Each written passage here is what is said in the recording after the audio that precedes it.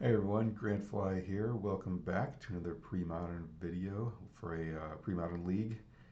Today we're going to be playing a deck called Naya Birdbardment. This is a bird tribal deck.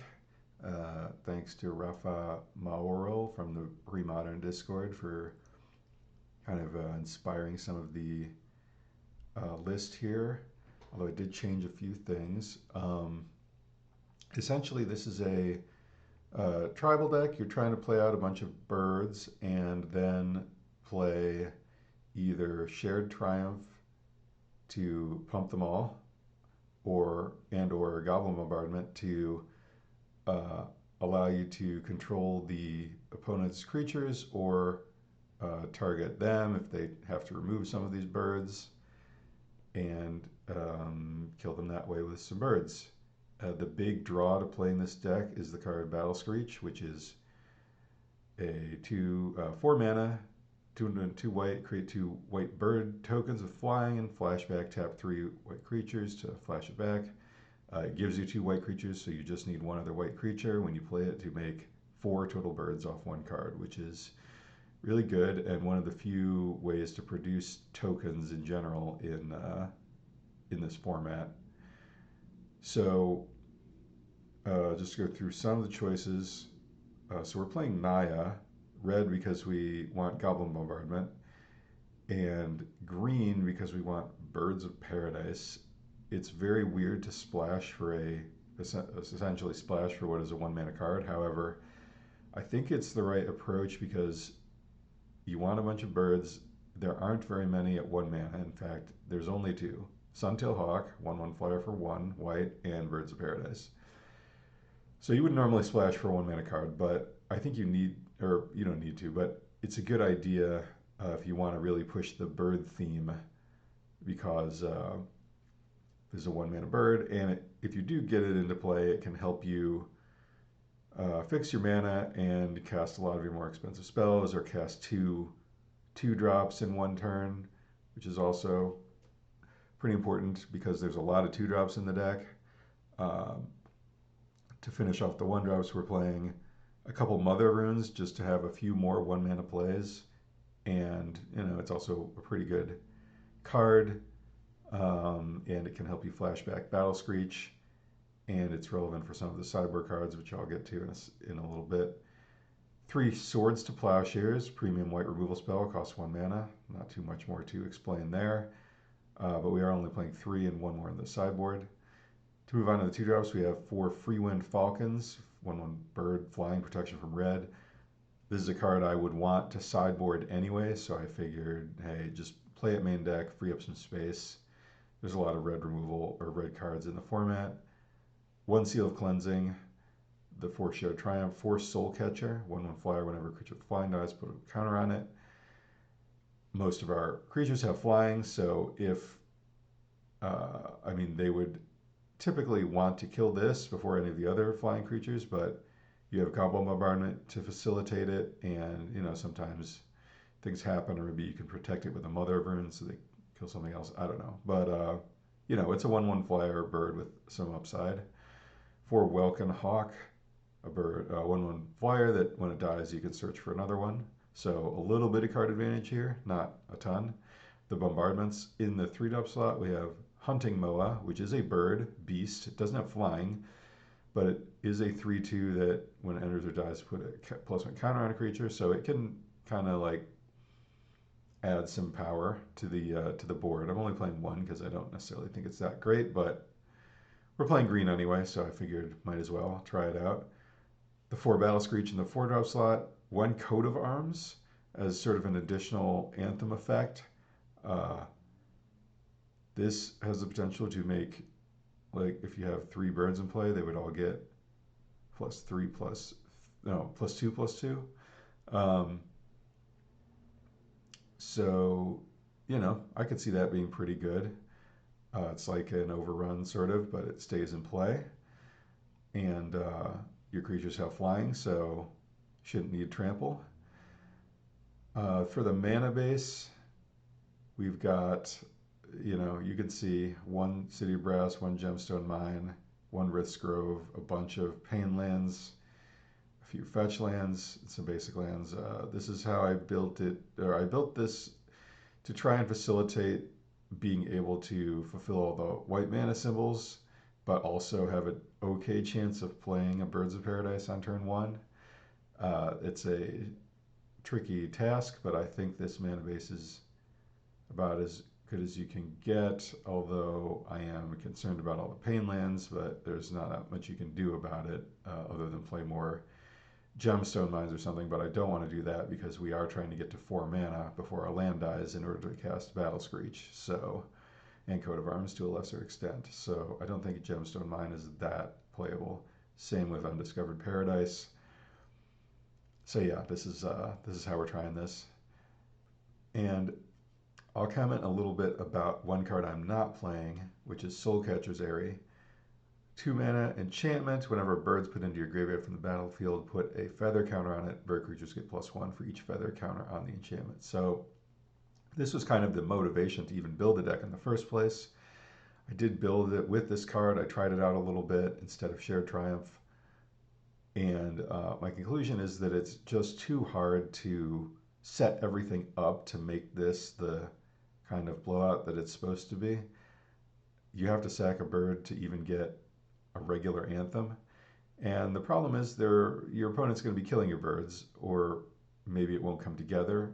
You do really only have Goblin Bombardment as a good sacrifice outlet. So if you don't have a sacrifice outlet, the card doesn't do anything unless you want to like hang back and block and pump all your stuff, but then you're slowing down and not attacking in your aggro deck. So unfortunately, I think the support is not really there to make this card what it would need to be. You need to have more token bird producing cards and more sacrifice outlets to even have this have a chance of being really good. Now you know, if you really want to make it happen, obviously go ahead and play it, and it'll be fun the like one time out of 50, 30 games or whatever that it works. But I didn't think that would be that fun to just have this card, play it, have it do nothing, and then die every round. So we're going to try and make this deck as competitive as I think it can be. It's obviously not a tier 1 deck, but it should be kind of fun. So moving on to the sideboard real quick.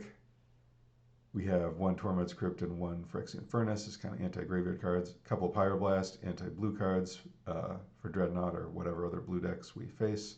The extra Swords to Plowshares.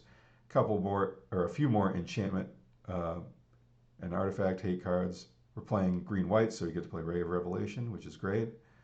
1 additional Seal of Cleansing, 2 Aura Silence, for Enchantress, Replenish, the Devour combo deck, whatever, almost anything you could think of that involves multiple artifacts and enchantments. I wouldn't bring it in just if they have a few, but 1 Caller of the Claw is sort of an anti-Wrath of God effect. 2 Armadillo Cloaks. This is sort of the plan against red. Get out a Falcon and put an Armadillo Cloak on it and try and race that way. A Celestial Gatekeeper. This is a 2/2 that flyer, when it dies, exile it and return 2 target bird and or cleric permanents from your graveyard to the battlefield. So it's kind of nice. It can get Mother of Runes, which is a cleric, as well as all your other birds. The idea for this is just if you're in a really grindy matchup and things are trading off all over the place, you can play this and block with it or sacrifice it and get some birds back and maybe grind out the win that way. And then 1 cool thing about the bird deck is all the creatures have flying except Mother of Runes, which can tap to protect itself. So you get to play Earthquake, which is a pretty nice sideboard card against all of the smaller creature decks. It's possible we might even want 1 more of these, but I'm just playing 2 at the moment. And yeah, you can play this without killing any of your creatures, which is cool. So that is the bird deck. We're birding up today, and it should be pretty fun. If you're liking these videos, please like and subscribe, and more will be on the way. So we'll be back for round 1. All right, here we go. No red, but other otherwise reasonable. I may have skimped a bit on the red sources. I guess we'll find out. All right, let's play Mother of Runes. Pass the turn. Our opponent is mulligan to 5.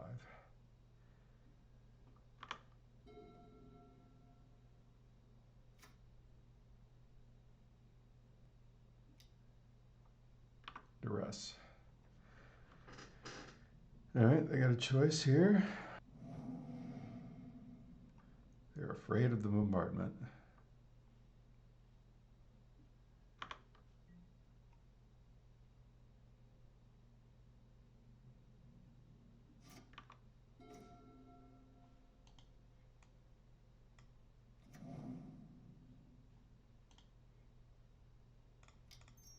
I'm gonna get the Shared Triumph down just to make sure I don't get both of them therapied away or something. I am gonna name Bird despite having a not bird in play.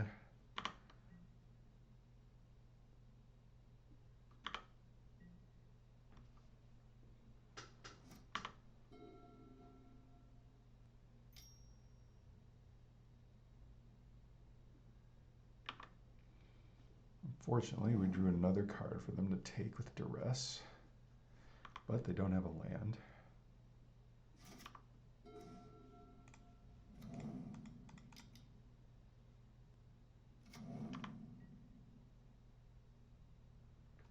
Okay, now we can cast Battle Screech if we draw it.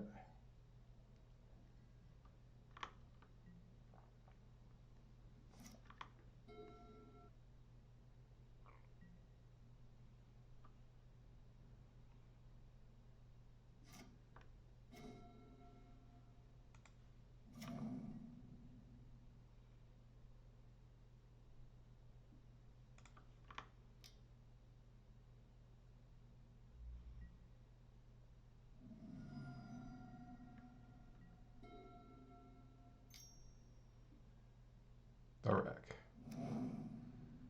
Okay.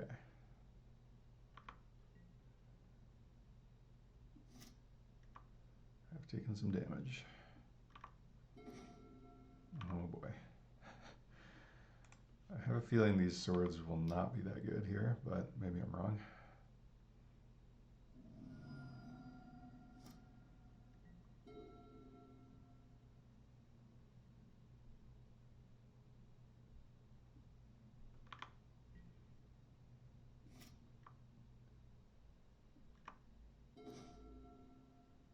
That's a good one. Let's attack.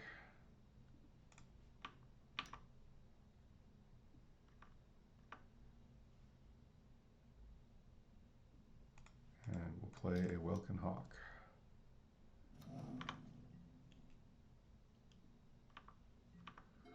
Doubling our clock. Our opponent is still stuck on one land. Unlucky for them. And they've decided they cannot win. All right, we're on the board in terms of game wins. How do we play against the rack? I guess we want the Seal of Cleansing for the rack.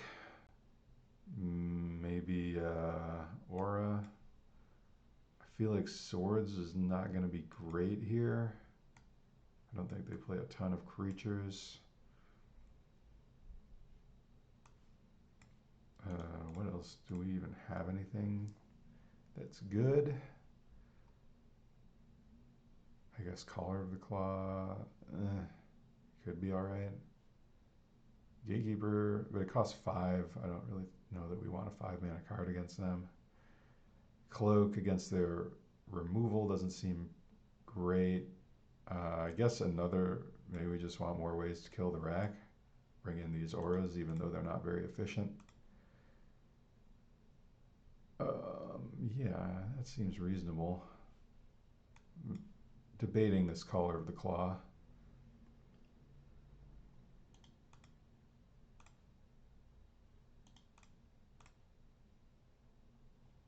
Or Furnace. I don't think they use the graveyard, really.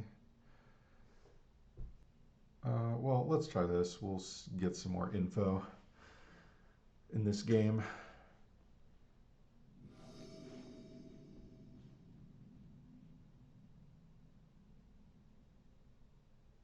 All right. We got all our colors. We got some birds. Got 2 shared triumph. That's a keep. Our opponent has also kept.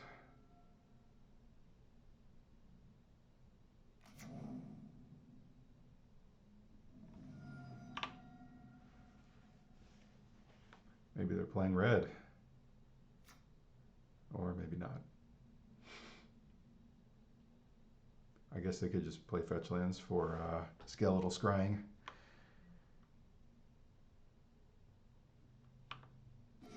Okay, oh my god. All right, we're going to I'm going to lead off with the Brushland, I think, because we still want to have double white for Battle Screech. I was thinking about the Karplusan Forest, but I won't play that.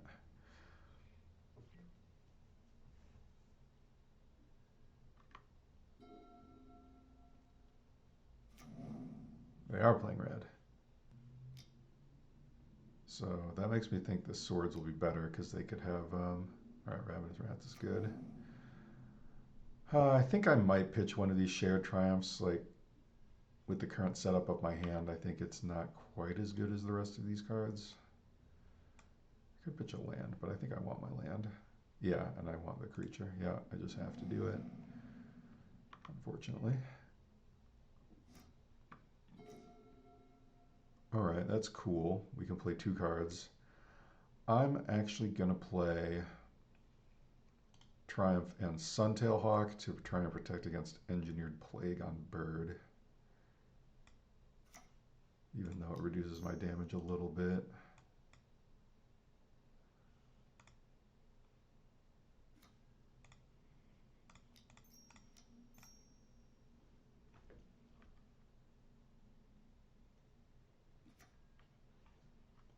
I do not want to name Rat.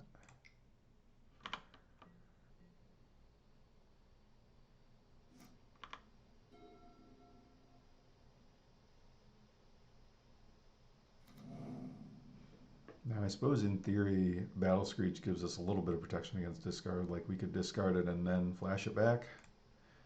In theory, although in practice, that's probably very hard to do. To get the 3 white creatures without actually casting Battle Screech, but could happen. What horrible thing is our opponent going to do? They have a lot of cards in their hand. Therapy? A blind therapy? Sure. I feel like they're unlikely to name Shared Triumph since we discarded one and played one, but maybe I'm wrong. Mother of Runes. Okay, I guess they saw that, so they know we were playing it. And now we may lose one of the, we'll probably lose the other Shared Triumph, I'm going to guess.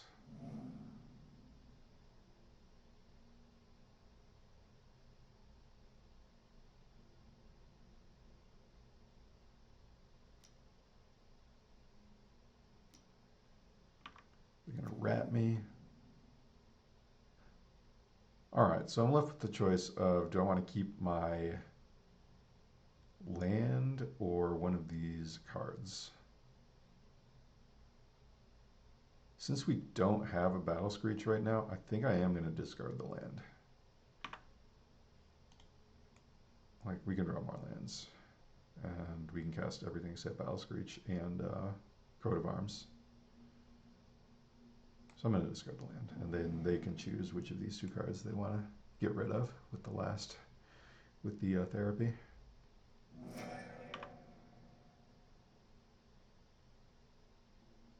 If I were them, I would probably take the Shared Triumph.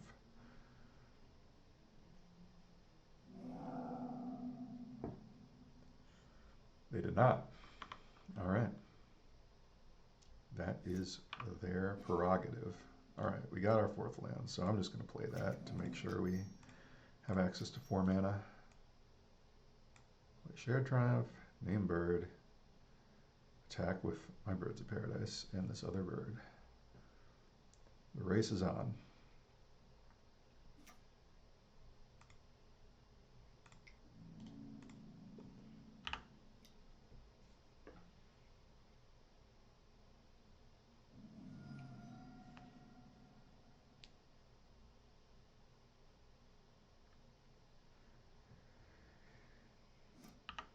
pass it over to them. Oh, that's one other nice thing about this deck is we don't have to worry about getting stymied by Mishra's Factory because all our cards have flying, or all our creatures. Grimlavamancer, yeah, that's pretty good. However, our birds are out of range at the moment, somehow.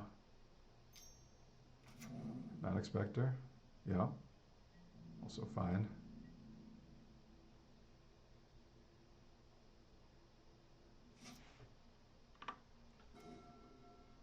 Okay.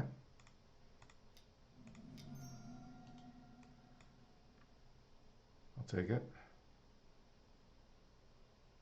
Now if they kill any of our birds, we can fling some damage at them. Yeah, we're just attacking. I'm good racing here, I think. I don't know. I guess they can deal us some damage next turn, but we are ahead already, so I think it makes sense to do this.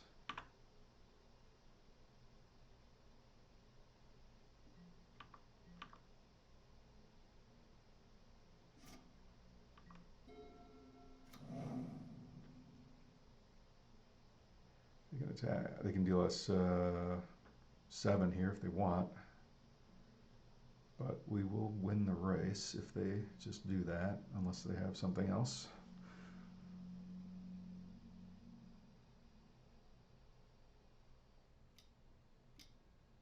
Loudborn Muse, that's pretty good.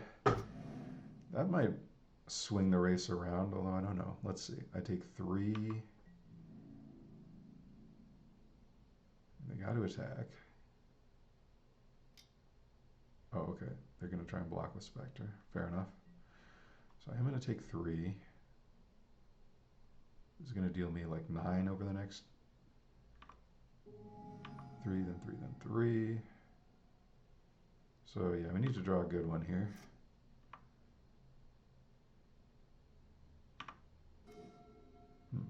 Not really a good one. All right, gotta do some math here. So I attack.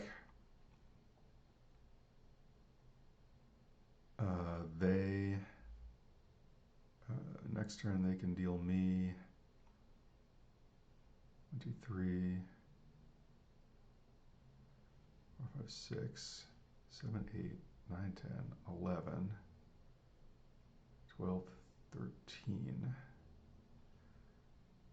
Did I count that right?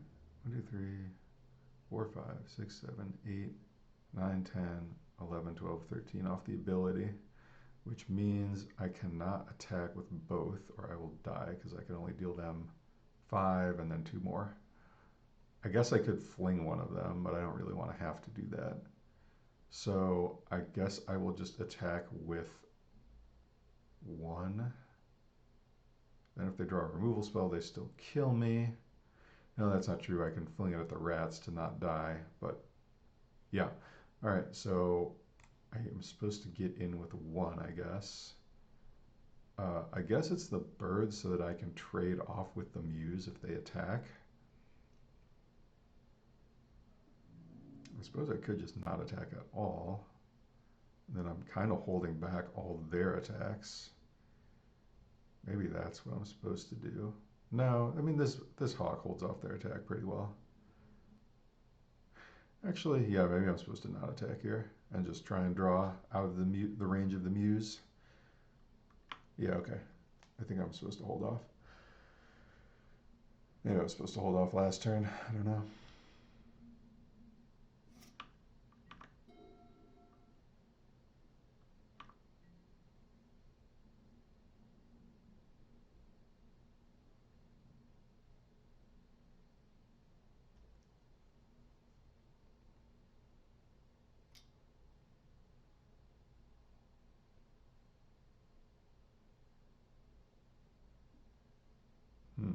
Interesting attack. Okay, we'll block the Spectre. Do I block the rats? I would be trading with that. I don't really want to do that. So I won't do that. I'll take 1.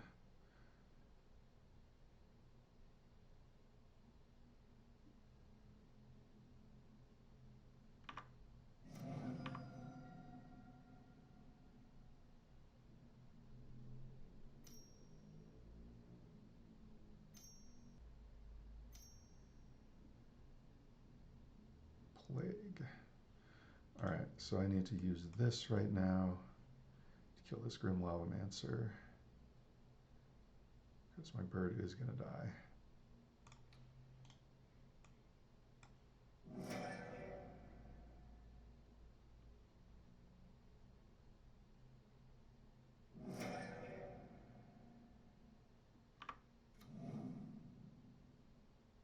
They let it happen.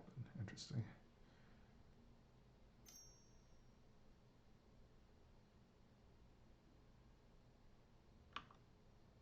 Not sure what the point of this is.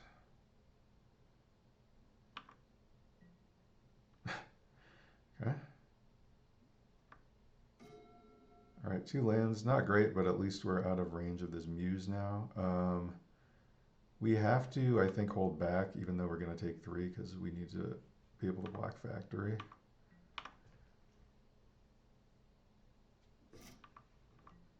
Definitely regretting boarding out my Sword Splashers. Those need to come back in for sure.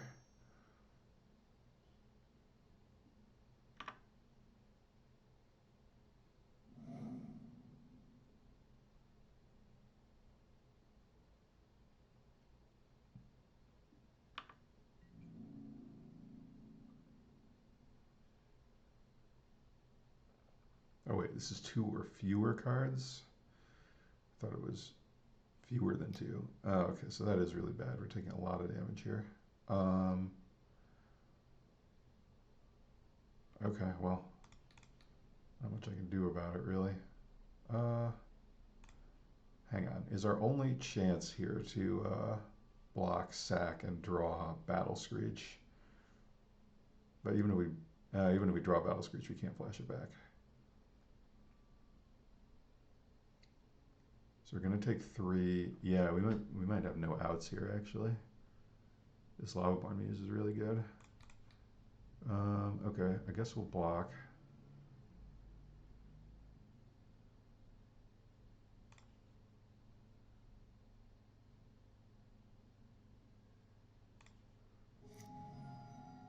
I guess if we draw Battle Screech, we can kill the Lavaborn Muse.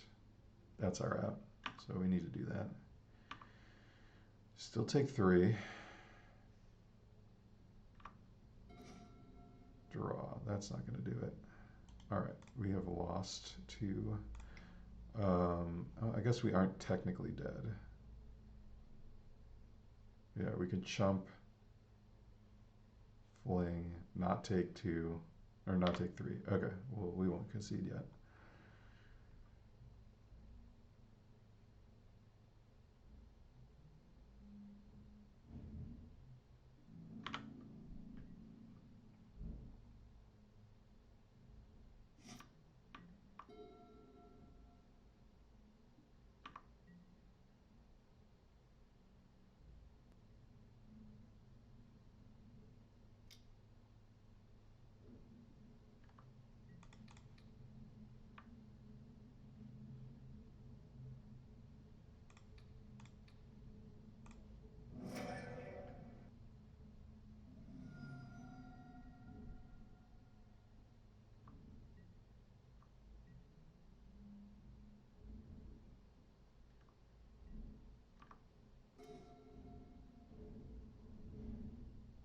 Okay, well, we should die here because we will have to go to 2 to cast these birds, but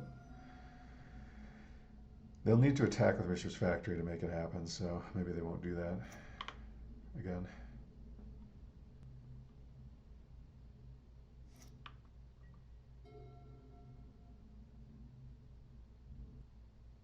Just drew a few too many lands here. Okay, they've done it. We have lost. So definitely want these swords back, at least 3. Probably should take out Coat of Arms because it costs 5 mana. It's not very reliable. Earthquake, they have some flyers. I don't think Earthquake's really what we want. Again, this costs 5, so I guess I don't want that. They do have Grim Lavamancer, but let's just take out the Aura of Silences, put the swords back, and that's probably just what we want. We still got a couple Sea of Cleansings for the rack. Maybe the Four Swords is better than a Seal of Cleansing. It probably is. All right. I think that's just the deck.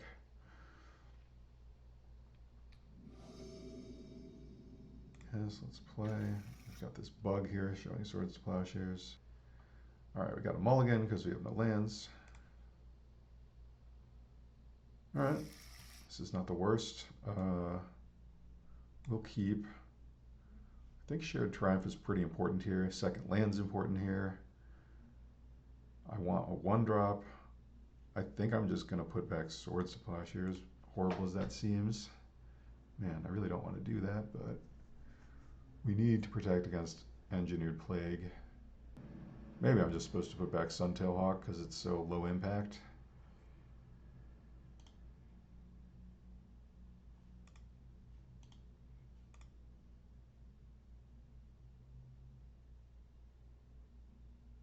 Welkin Hawk is like really nice for the attrition battle that is probably ahead of us.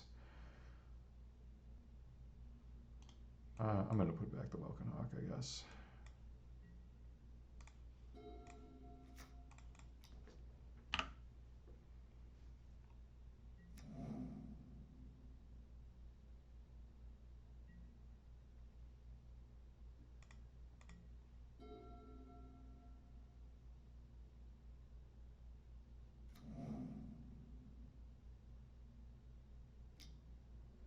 The rack. Okay. Could be worse.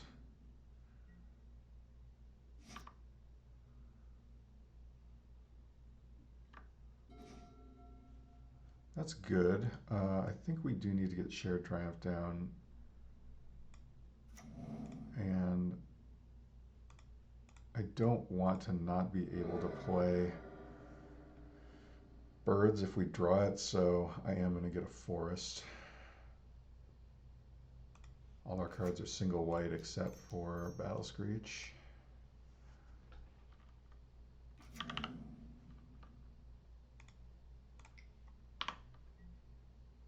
Mulliganing against the rack deck is not ideal.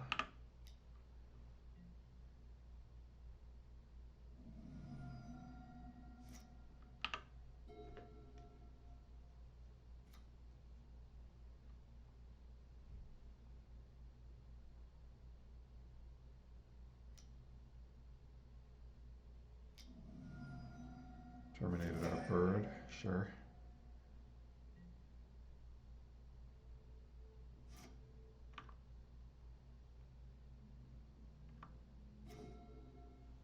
Drew a Welkin Hawk. I am going to play that for mana efficiency's sake. It's also really good against them because you get another one when it dies.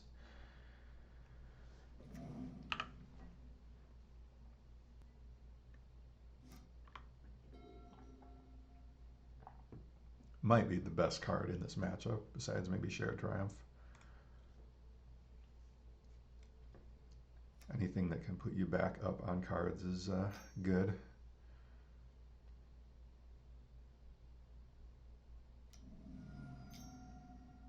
Hypnotic Spectre, sure. We have that covered. If we draw a land, that would be nice to be able to play. What is this? No. Seemed like they were playing something.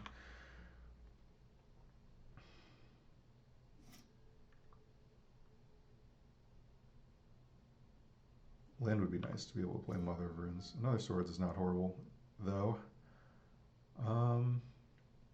Being a little punished for playing this forest. I don't really want to offer the... I mean, I don't think they would take the trade, but I don't even want to think about it. I'm just going to Swords that and attack.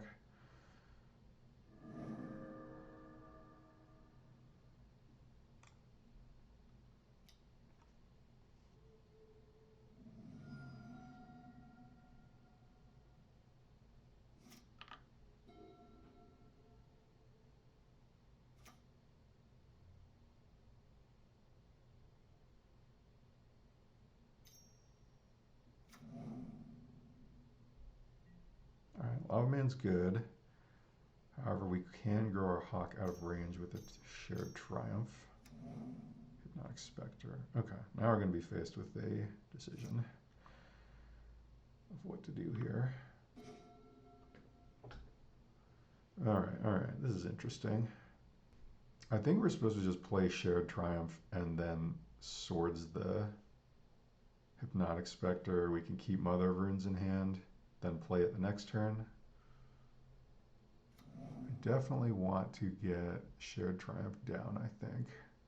If we play Mother of Runes, there's a chance our birds could die and then we get spectered and lose our last card, so I don't really want to risk that. So I am going to play Shared Triumph. Aiming Bird. And then I think I'm just going to attack. Well, I guess I don't have to attack.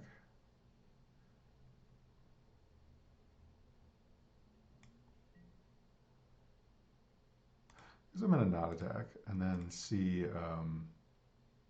if they try to kill the hawk or what. I do kind of want to hold swords back for whatchamacallit. Alright, well now I have to do it. That's fine. Yeah, I can't risk losing my last card. So kind of missed out on some damage there. But it made them use a duress, although they probably would have used it anyway.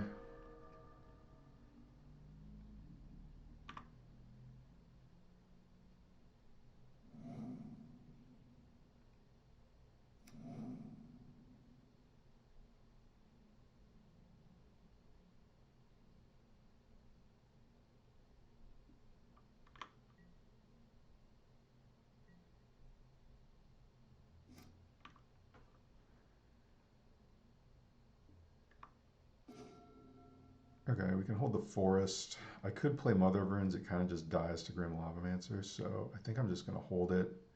Hold back with the hawk. Try and draw out of the rack. And yeah, we're just sort of in a staring contest here.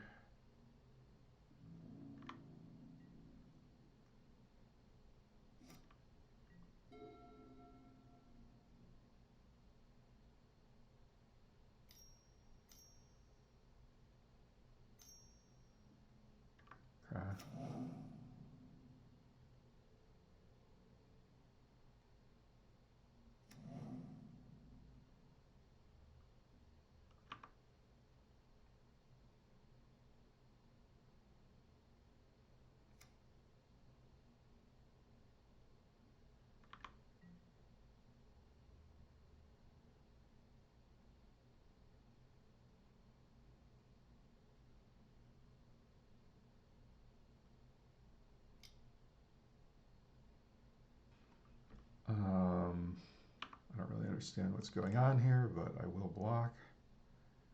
They're out of cards. So, this attack doesn't make any sense as far as I can tell.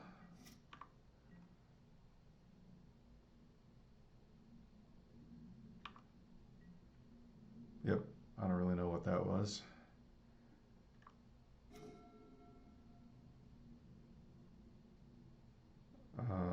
Okay, well.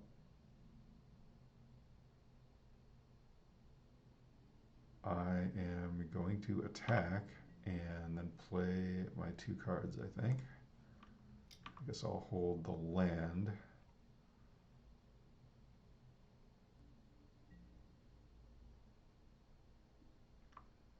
Is that too aggressive? Maybe I should hold Mother of Runes. I don't really think so. Definitely playing this. And I think I'm going to play Mother of Runes too.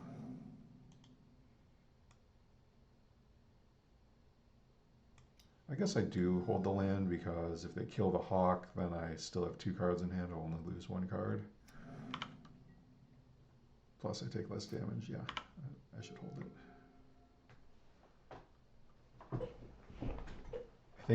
I don't know what happened with that Lavamancer attack. Maybe they were trying to activate it or something. It's not clear.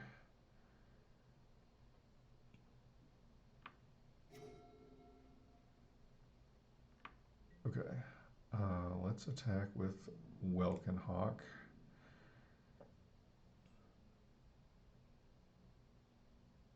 We attack with both. Now that I have Mother of Runes up, it's pretty safe to, let's see, this puts them to 8. Then next turn they're kind of in chump block mode. That's fine.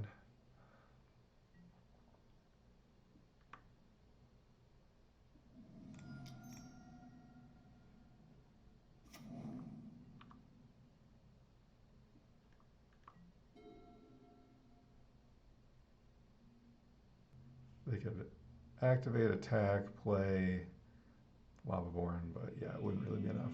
All right. The birds have won. We have birded up. Round 2. All right, this is fine. It's got some birds, it's got some triumph. It's got some lands that deal me a bunch of damage. What else could you want?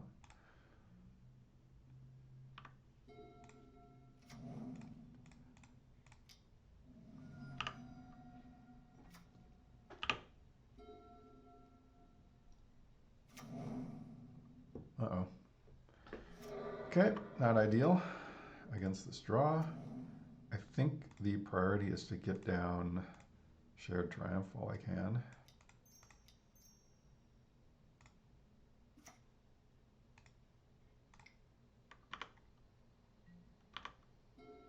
Feels like our most important card. Okay, there's a mountain.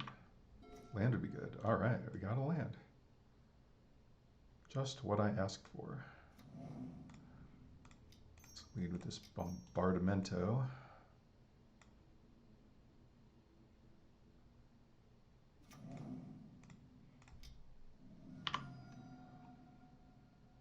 Now if they kill our birds, we can deal them a damage. But actually, we are just one land away from casting our best card. Ancient Tomb is a little scary. All right, we are no longer one mana away from casting Battle Screech. Okay. There's probably no real reason that we need to play the second one.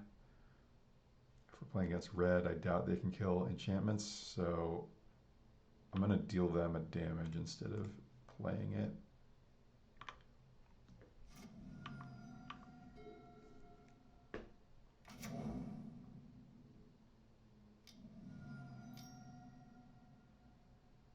Tangle Wire. It's annoying, but it's fine.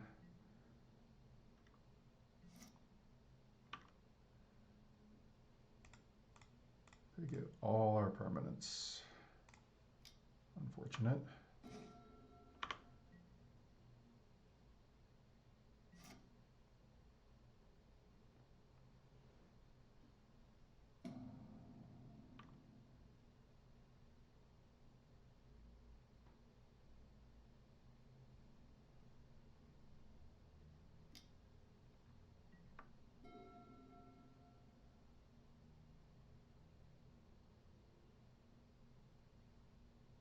I like the Stone Rain art.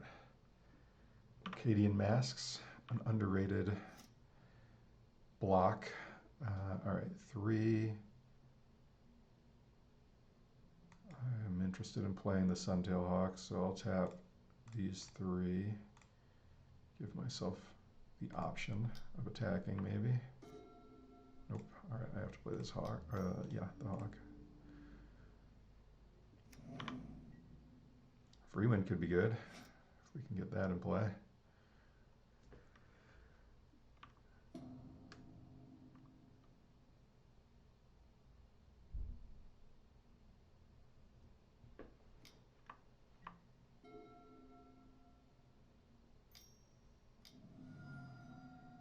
Ugh. Okay. All right, all our stuff gets tapped.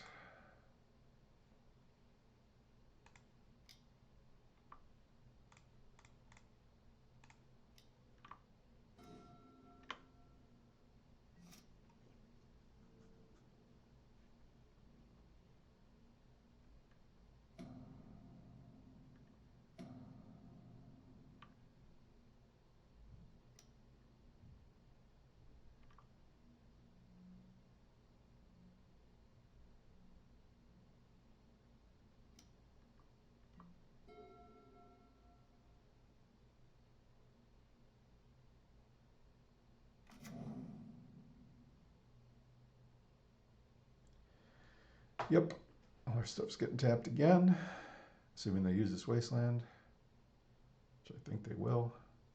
If they don't, then I will be very scared. Yeah.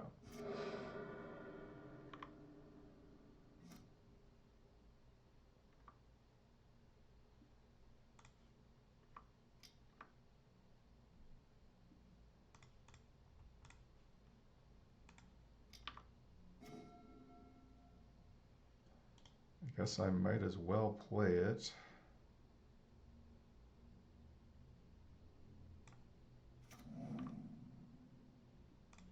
Well, I can. I get to leave up swords this way, which is okay. Not the worst thing ever.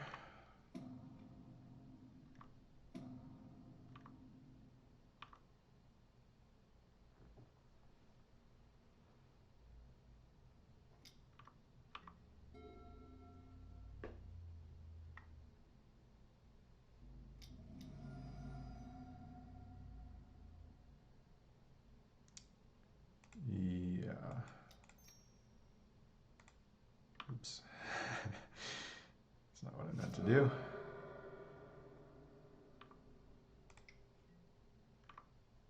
All right, we get two, we have to tap two.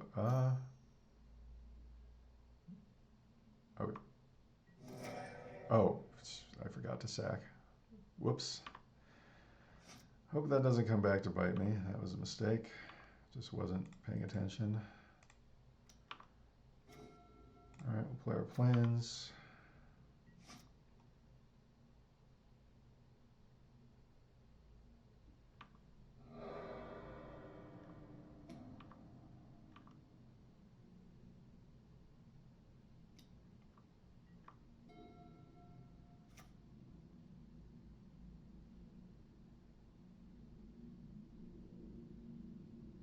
They should be at 7 right now.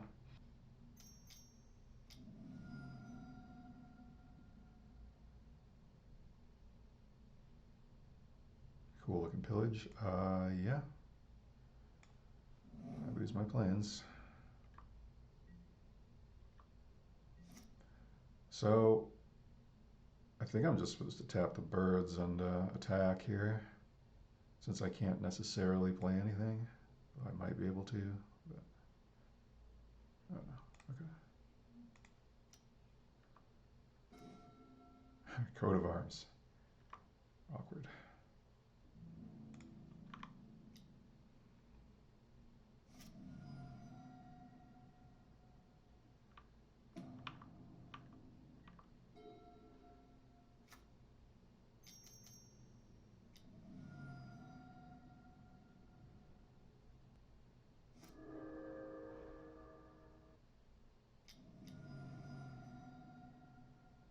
Slice and dice. Well, unfortunately,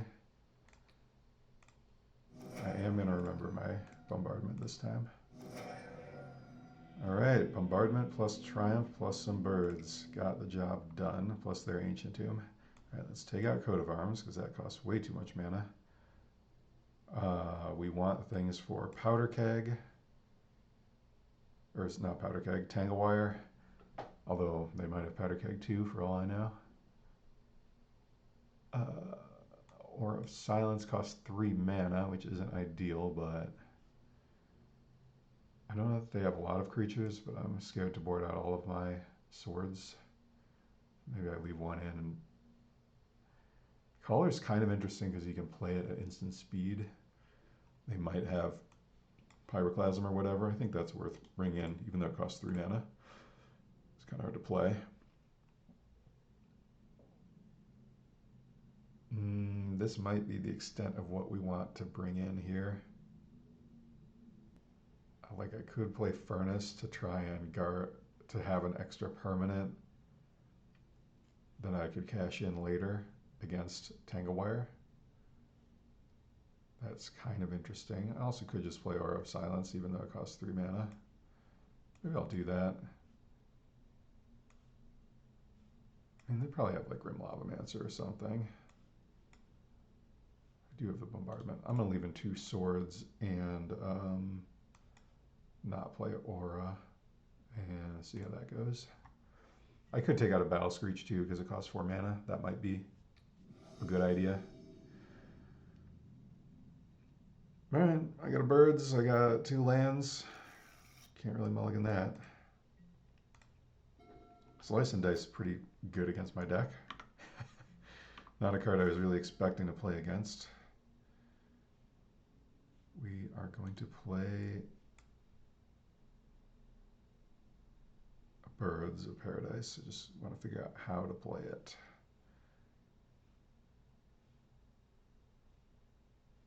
I guess it's worth not taking damage.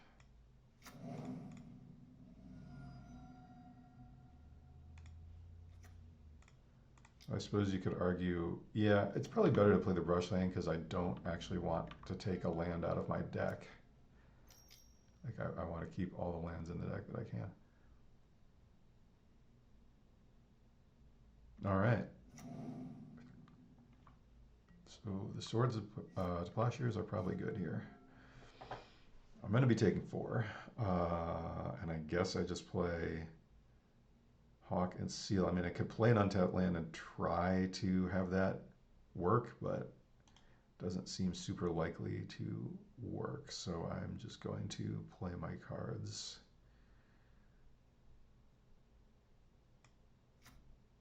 I would have to play like just a Suntail Hawk here, and I don't think I'm willing to do that.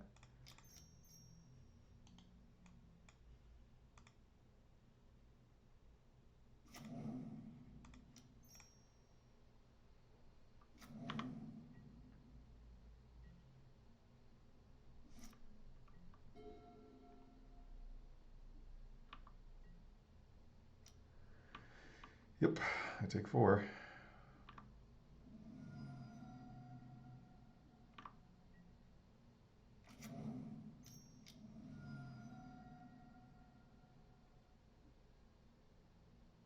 Pyroclasm, yep, that's good against me.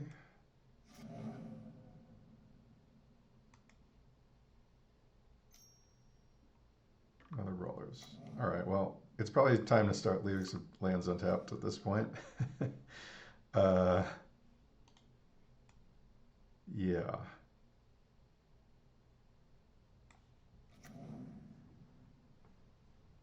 So I would have to risk taking 8 to play a single card. At the same time, I do want to I don't want to not play anything for the rest of the game. So I guess I will risk it and play this Welkin Hawk. I mean, I can block with it if it comes to that.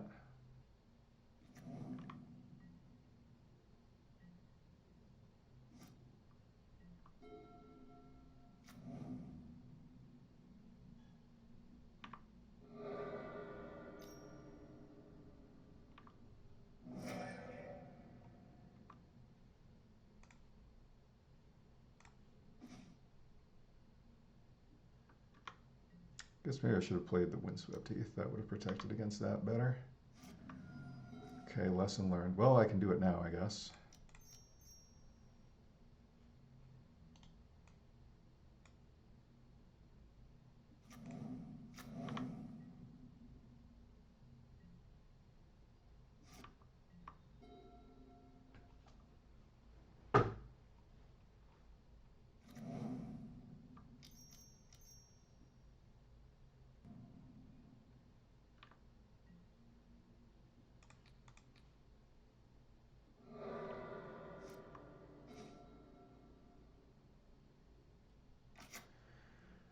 All right, I have the ability to play Battle Screech, but I would have to then block with at least one, probably both. So I think I want to get the Soulcatcher down first.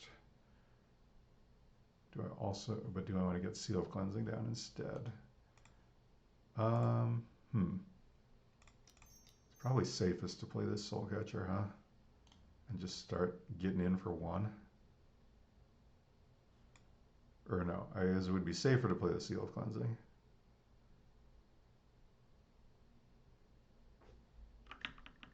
This is kind of a weird spot. I really should have played that Heath the turn I played Brushland. Wasn't thinking about that enough. Like, I'm pretty sure they don't have a second Tangle Wire. I think they would have played it earlier than this. So I think they drew that one. But what is that? They could obviously draw one, and then I would basically lose.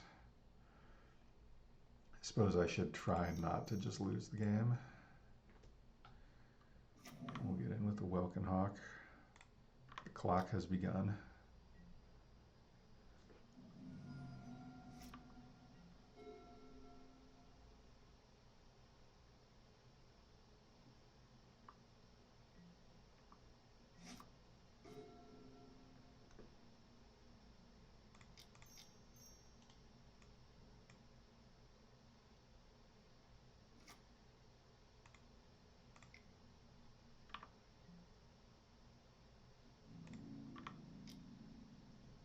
This takes me out of slice and dice range, at least cycled slice and dice.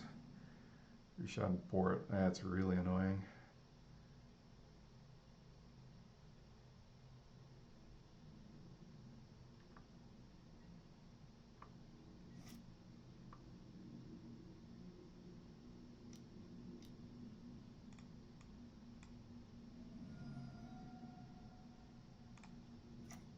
Okay, well, now's my chance to play some cards, if I'm going to. Like, basically, this is my chance to play Battle Screech. I think I'm supposed to try and do that. If they kill my Hawk in response, it's quite a blowout, but I guess I could be ultra conservative and just play Mother of Runes. It's also kind of risky to do it even. Yeah, maybe I just can't play Battle Screech. Probably supposed to just play Mother of Runes, to be honest. Yeah, I think that's correct.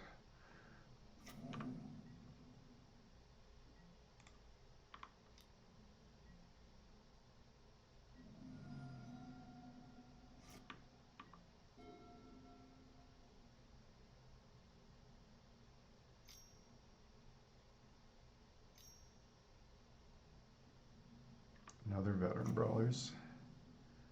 These are large, there's no doubt about that.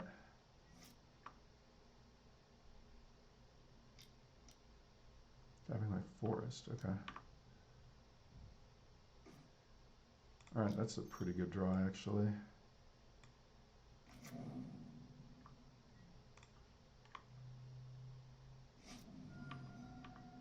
This puts me in a little bit of a dangerous position because they could kill a land and tap a land, but at least I can block Black Buys, so that's not really gonna work right now.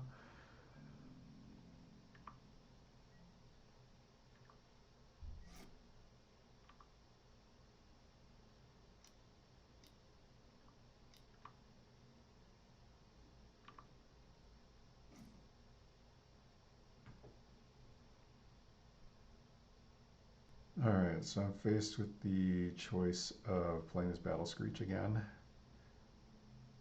I mean, it does put them dead next turn, but it also seems like it makes me vulnerable. Let's see, I will have 3 creatures to block with. I can try and use Mother of Runes, but then they could protect. I guess it's pretty safe.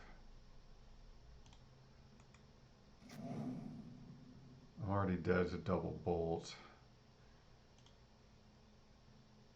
Yeah, I think this is actually, at this point, the right thing to do.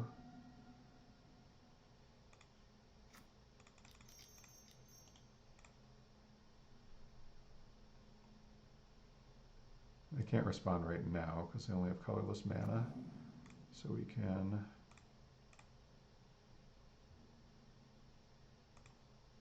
flash back some birds.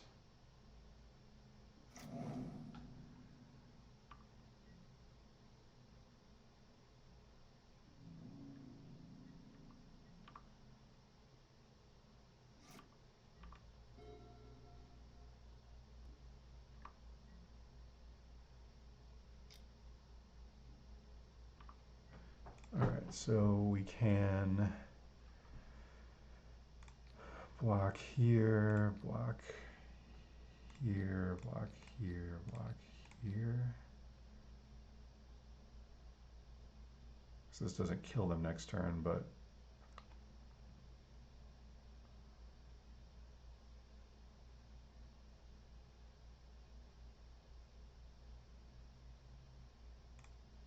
I guess we could do it like this. And then it would kill them next turn. If we protect both the birds, 2, 4, 6, 8, 10. No, actually it wouldn't. All right, let's do it like this.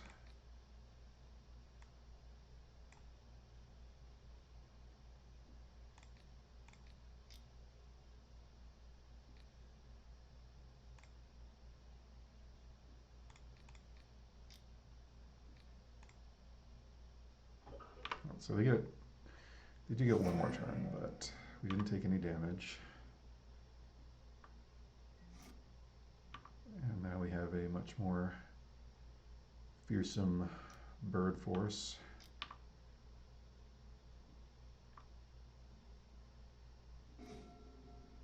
Huh. I mean, I guess we might as well do this again.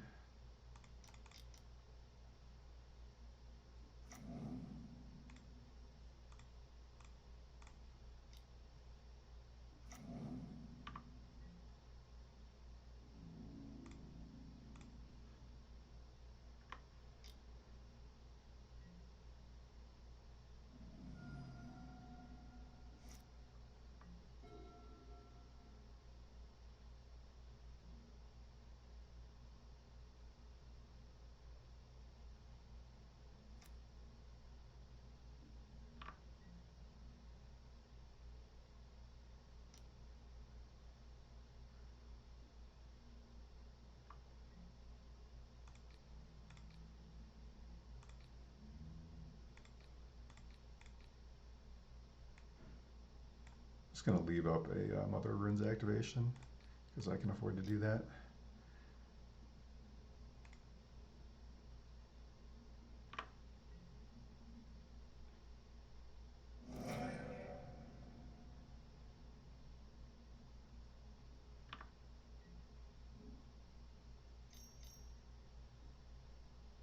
Yeah. Okay, so let's save a bird, I think. Bird token.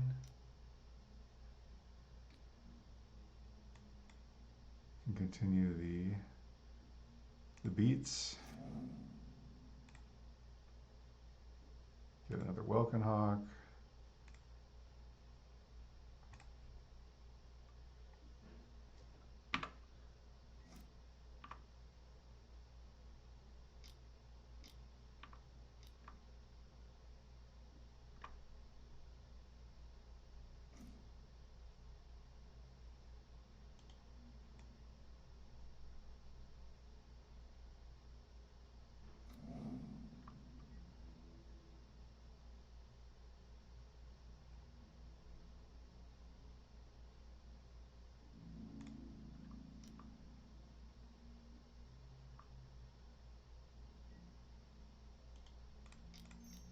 Play another Welkin Hawk, and I don't really want to, I still don't want to have to like activate my mother preemptively, so I'm not going to play Soulcatcher yet again.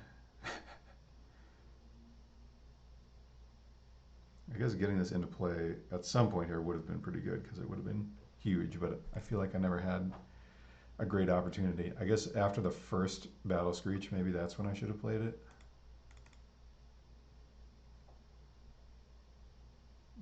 The threat of port plus brawler attack just made it kind of, makes it kind of difficult.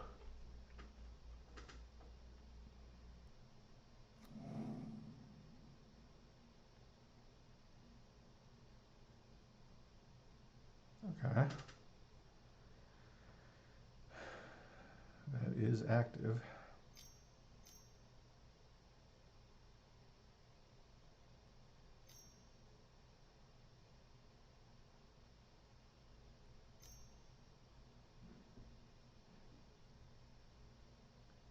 Devil's Disc. Okay.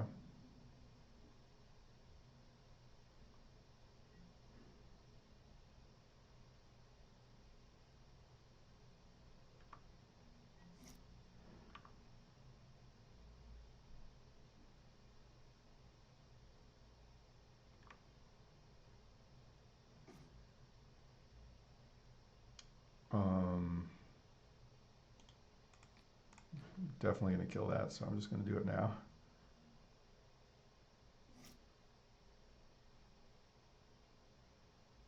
So they would have to tap their Ancient Tomb to be able to block, or they can just Barbarian Ring one of my creatures and they won't die.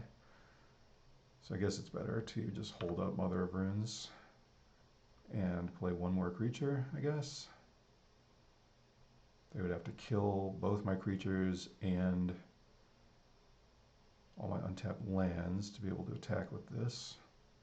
So yeah, but I am going to have to give them one more turn. Now, I should attack with everything and just force them to use the ring on something, and then they can't use it on me. Yeah. So they take 3, or sorry, they take 2. Wait, let me think about this. They take 2. Let's say they kill one of these, take 2, go to 3, but then they can block my Mother of Runes and go to 1. I'd lose my Mother of Runes. But it would force them to use their Barbarian Ring, which might be worth it. And then I could play Freewind Falcon, which doesn't die to Pyroclasm.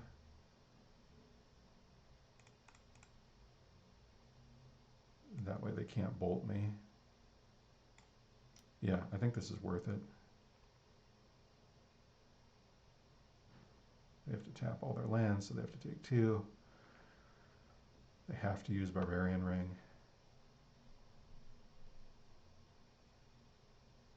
I should have played Soulcatcher first. That was a mistake. This ended up being kind of a close game here.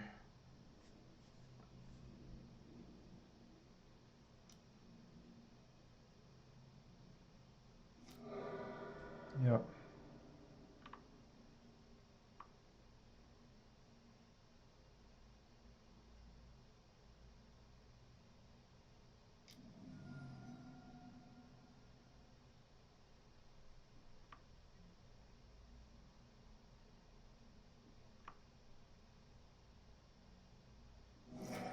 So they're at 1. I think I'm just supposed to play out both my creatures here. So that's protected from Pyroclasm. Got 2 lands open. They can't use the Ancient Tomb. Let's see if they go Avalanche Riders plus tap plus attack, but then I still have 2 blockers, so yeah, I think it's fine to play this. All right.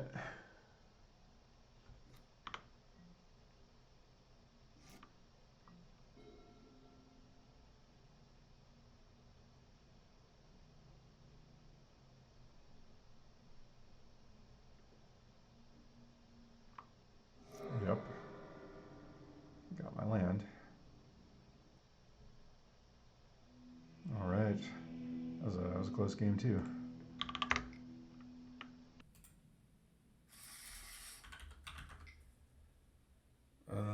Yeah, that's not gonna work.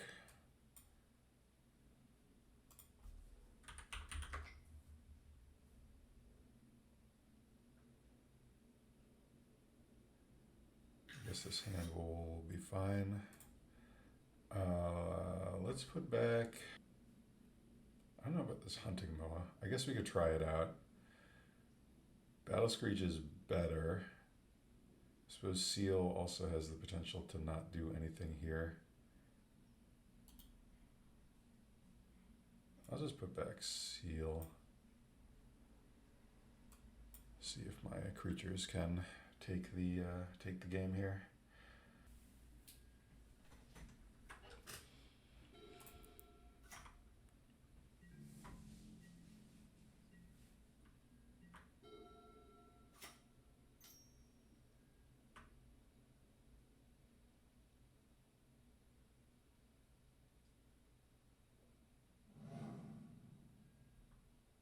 Okay, well, at least we have flyers to block their flyers, but not exactly a fast start over here. Land would be good. Oh, Suntail Hawk, right on time. Yeah, I guess we just got to fetch the forest, I think, and we'll play Freewind, Freebird.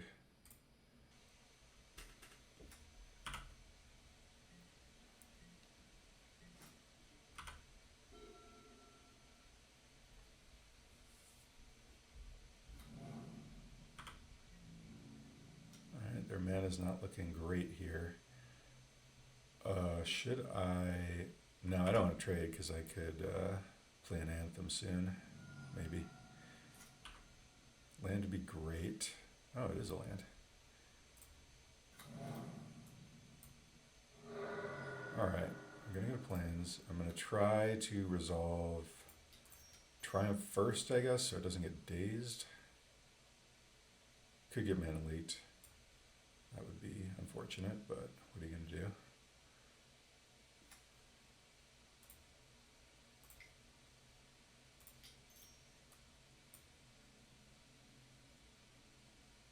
The birds are here. Daze. Okay, that's fine. Maybe my Battle Screech will not get dazed then. No. I'm going to attack back.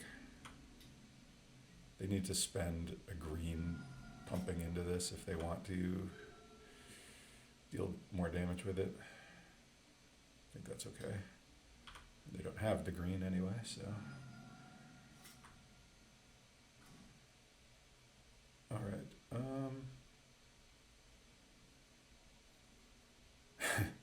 It's Hunting Moa. I mean, I could play it. I don't really want to get it dazed, but then again, I don't want to get this dazed either. But it also ties up my mana for next turn. I think I just want to play this Welkin Hawk right now.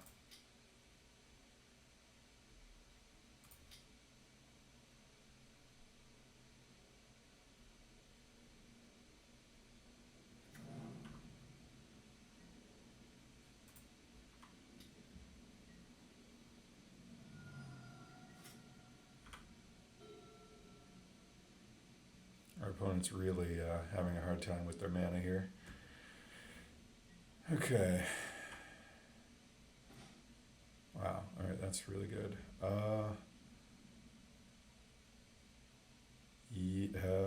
Is this a good time to play the Moa? I think I still would rather just play Shared Triumph.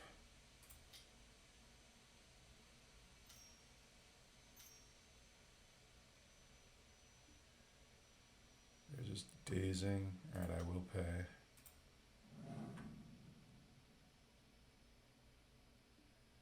Dazing again. Okay. We have eaten 3 dazes. I'm going to go ahead and assume we probably won't be getting dazed again. But that's actually great because now these 2 cards are almost guaranteed to not get dazed.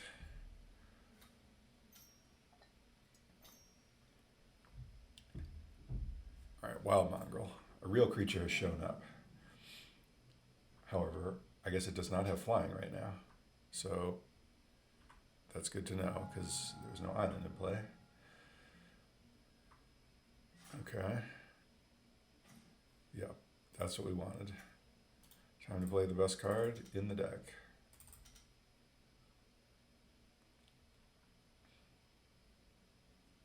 The time has come to bird up.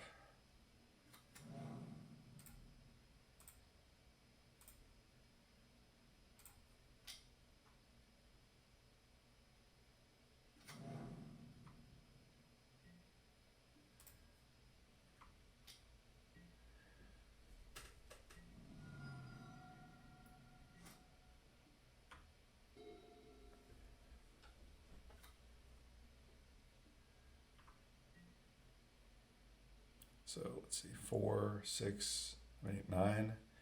Could get attacked for 9 here, but we're at 15, so no problem. .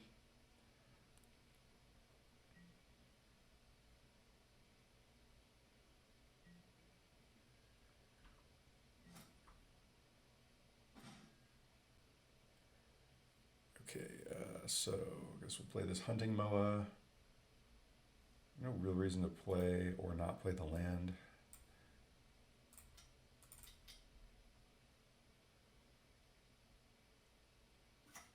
I guess we'll put it on Welkin Hawk, so if they want to block it, we get another Welkin Hawk. I think that makes sense. And yeah, we're just going to crack in with everything here and hopefully kill them in 2 turns. That's kind of what we do. They got a worm? Sure. So we can eat 2 birds, but then they're taking a lot of damage.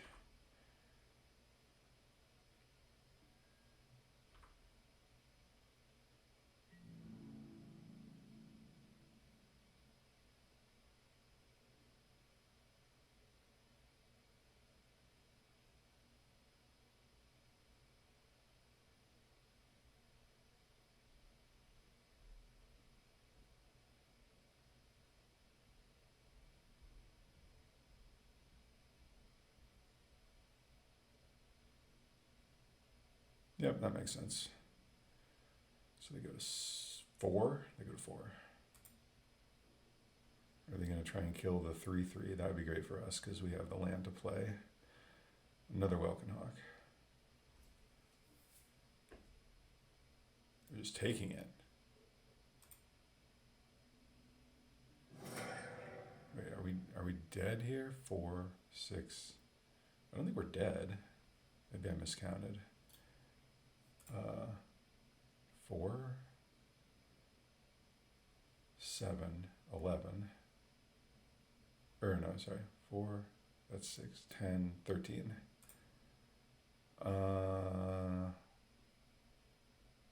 Yeah, okay, well. See what they got, I guess.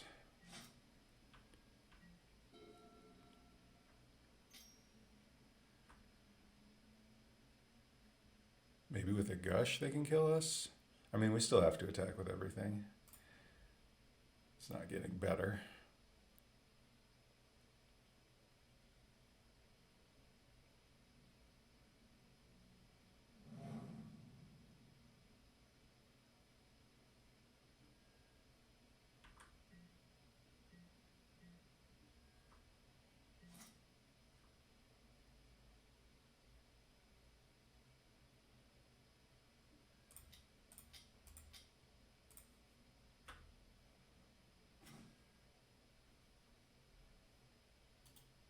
Just trying to figure out if there's a reason to play the birds. I don't think there is, but I'll do it anyway.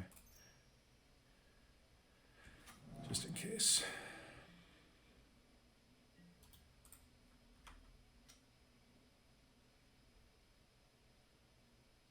All right. The birds have swarmed.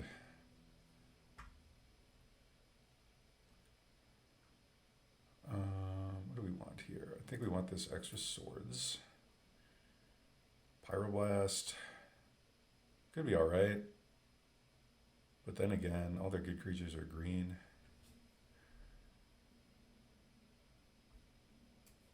Don't want seal. I want this thing. It's kind of expensive. Cloak. Not sure if this is really a cloak matchup. Earthquake is not great here. Their creatures are large. I suppose Furnace to deal with Wonder wouldn't be too bad. Again, we don't really have much we want to board in yet again. I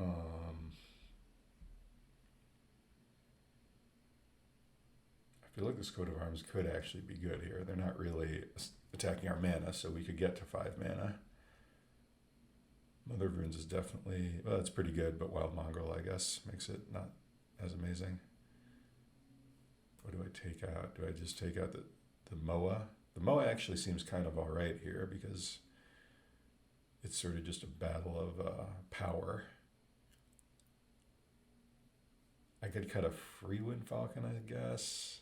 The Pro Red isn't doing anything. We'll try that. I don't think any of this other stuff is really worth it. Maybe a Pyroblast. Bombardment, I guess, is not at its absolute best here. I could cut a bombardment for a Pyroblast. All right, we'll give that a shot.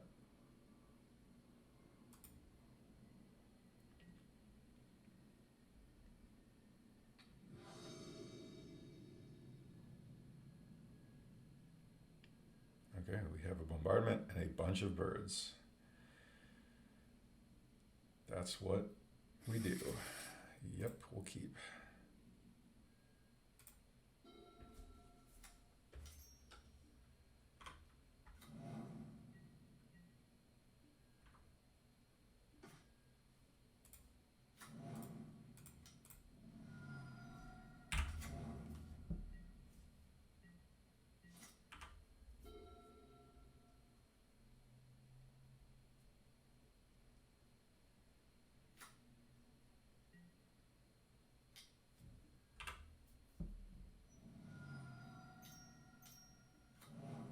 Wild Mongrel, the best card.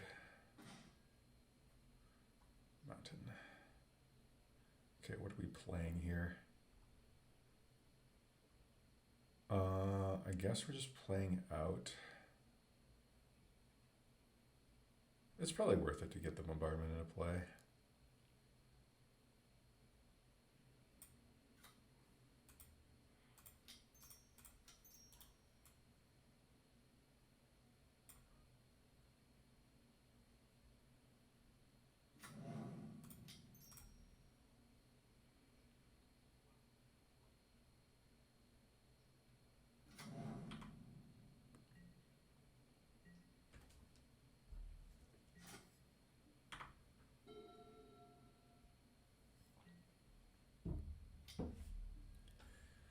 Okay. We may want to try and block Rootwalla here. Stem the bleeding. Because I don't know if we're going to go for this Battle Screech next turn. I don't really want to get it dazed. Yeah, I think I want to get rid of this thing.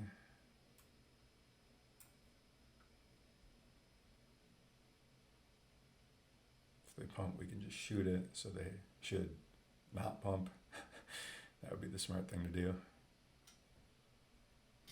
They did pump, okay. Maybe they had nothing else to do with their mana, but that's not going to work.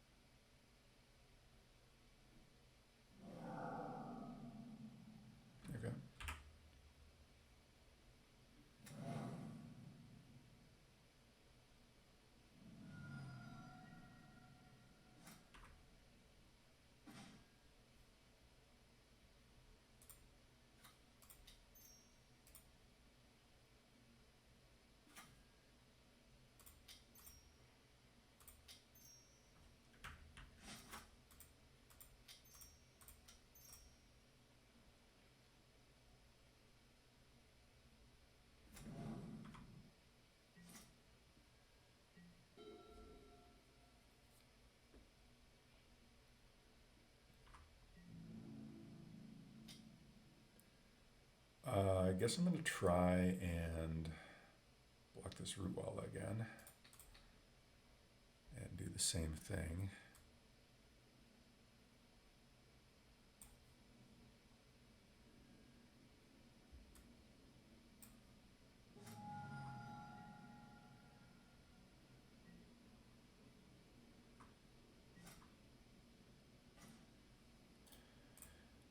Alright, let's pray the Battle Screech works here. Oops.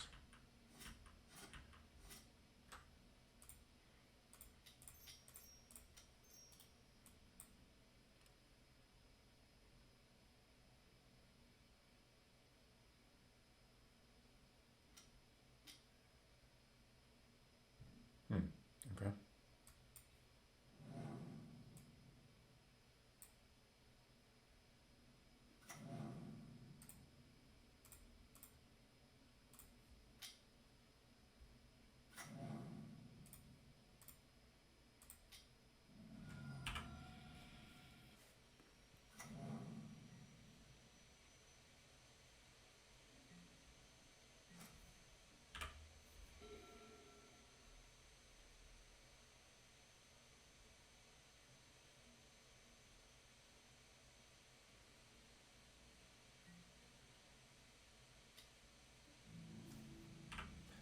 Not blocking that yet.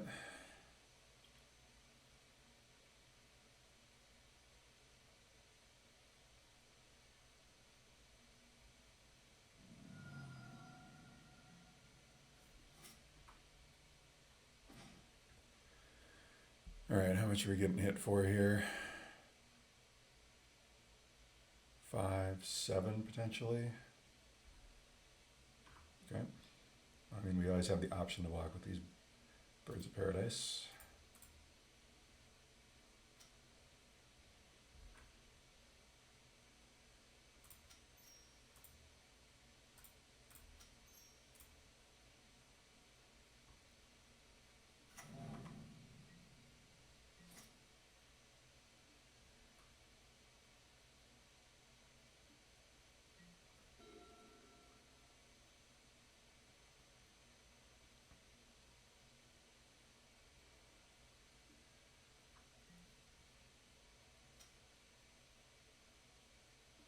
Yep, not going to block yet. Don't think we need to. Next turn we got to start blocking.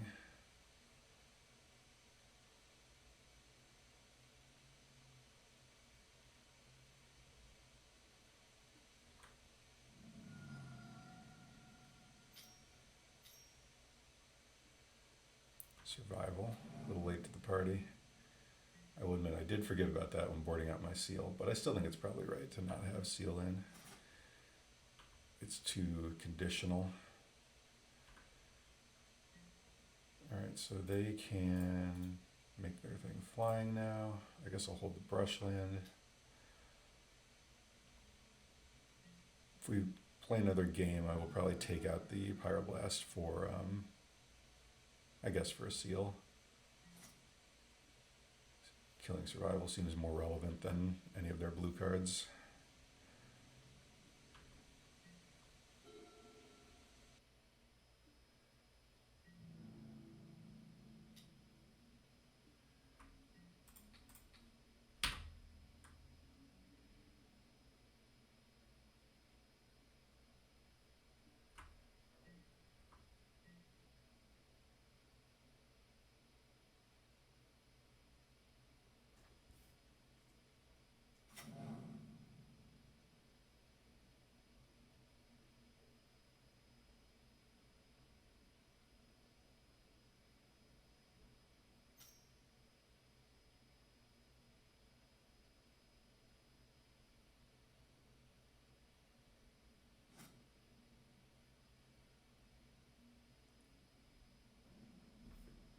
They got options here, but they don't have a lot of mana. Okay, they got the Brushland. So, I mean, they can go get a Rootwalla as an extra attacker.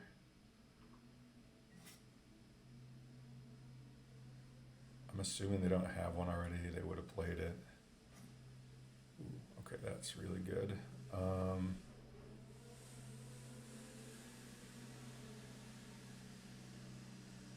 So I want to attack first. I guess the question is, how much am I attacking with? Do I want to be extra safe and leave back a Falcon? I think I can afford to, because if this resolves, I won't need any of that other stuff.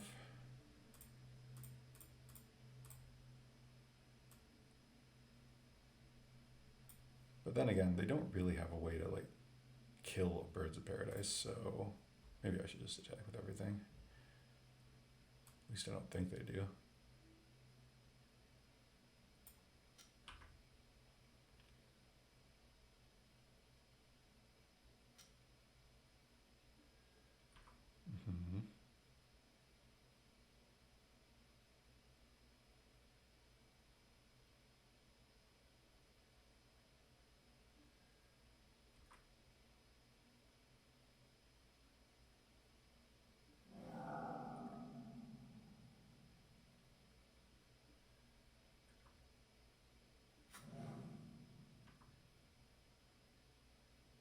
I can't play it pre-combat because they can naturalize the bombardment.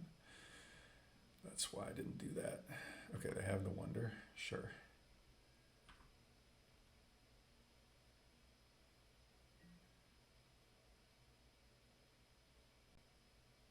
trading off. Yeah, it's fine. All right. See if they got the circular logic.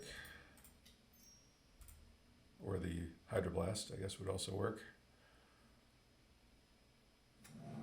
They do not. Time for a Birdbardment.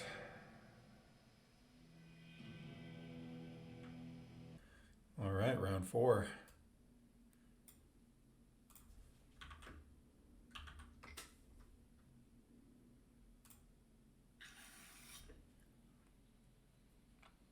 Yeah, I guess this is fine. Gonna have to sack for a forest, which kind of sucks, but do what you gotta do. We got the Battlefield Forge, so it's not the end of the world.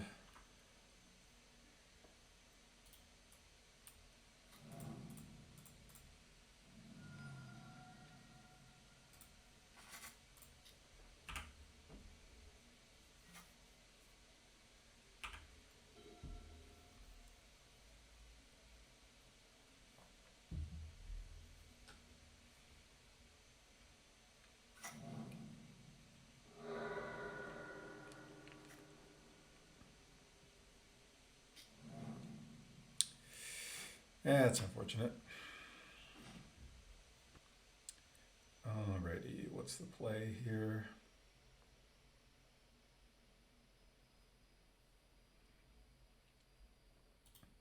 We don't have a lot of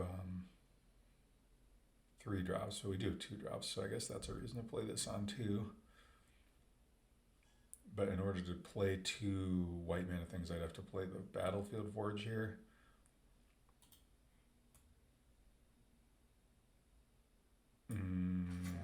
Okay. Yeah, I guess I'll do the mana efficient play and play this bombardment.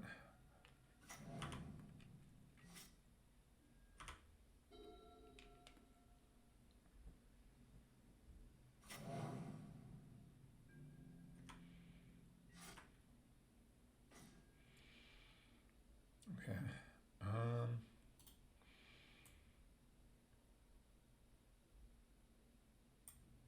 I'll play the city.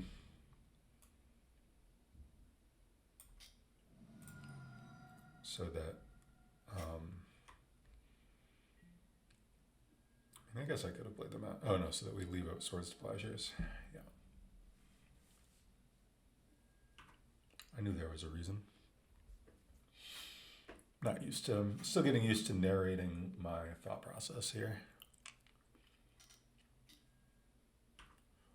Cold of the Hood. Yeah, I'm going to go ahead and Swords that. I guess it's possible they could play something better, but I'm just going to do it. I also could Cataclysm here, which would be bad, but got no choice. This is what our deck does, so this is what we're doing.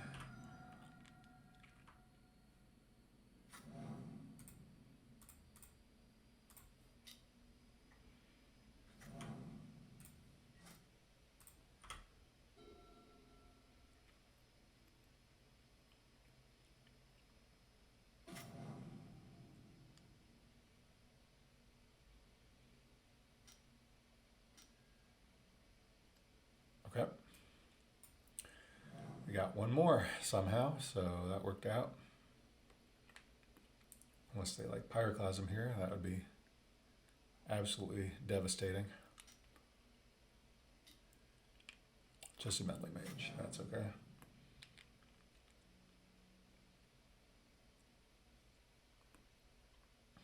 Swords Plowshares. Seems reasonable.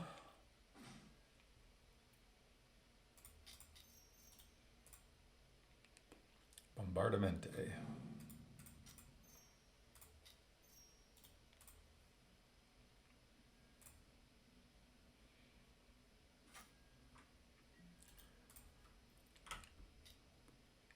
The bird fleet arrives.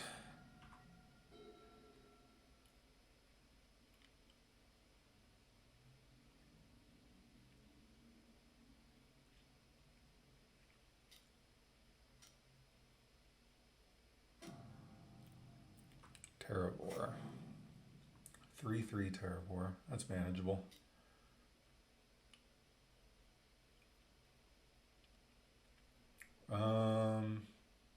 Yeah, that's fine. You can erase that. Oh my god. Are we about to do the thing? Soulcatcher plus sack a bunch of bird tokens? I mean, definitely gonna try.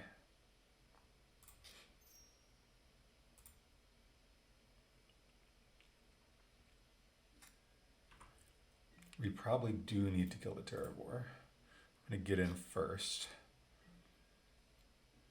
And then I'm gonna send 3 at the Terravore. Actually, am I? 2 for 5. 1, 2, 3, 4, 5, 6, 7. I guess we don't really need to. Like, okay, they can make it a 4/4, so we're taking 6. If we're gonna do it, it would be more efficient to do it right now.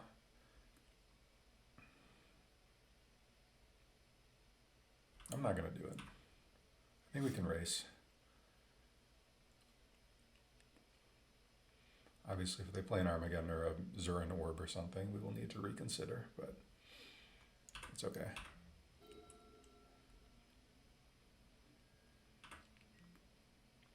I'm gonna take the 5.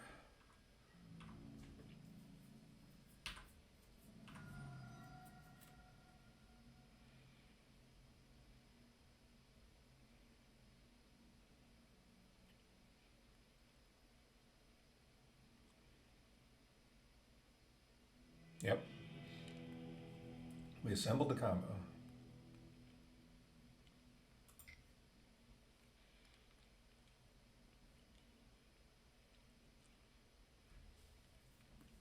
Once again, I think our sideboard is not very good here. I don't think they're oathing because they had all those other creatures.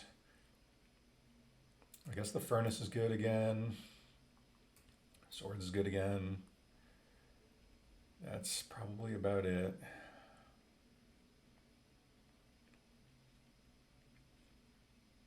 I'm going to take out the Seal of Cleansing. Bombardment was good. They're going to be bringing in more cards to skill Bombardment, but there's nothing I can really do about it. Claw could be good. This feels kind of expensive against an Armageddon deck, which I assume they are playing. So do I want Crypt also? Maybe. Yeah, I think I do actually. What do I take out? I can cut a Freewind Falcon. I could cut Coat of Arms. But I don't know, I kind of want to see it do something.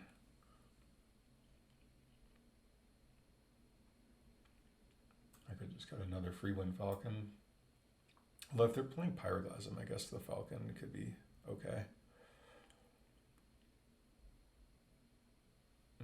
All right, fine. I will cut the Coat of Arms. If they're Armageddoning, I guess I don't want a 5-mana card that much. Yeah, let's try that.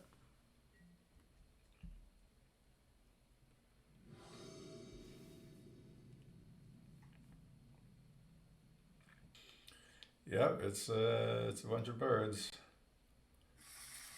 Guess I'll keep.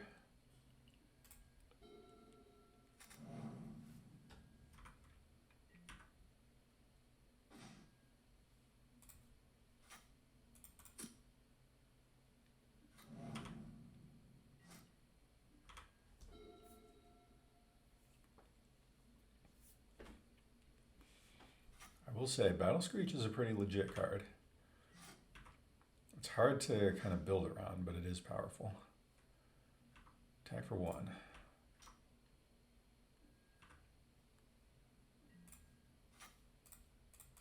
Play a 1/1.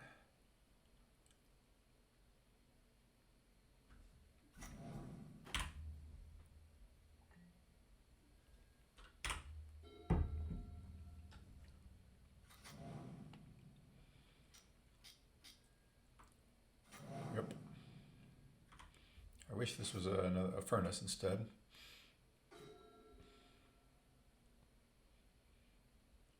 Okay.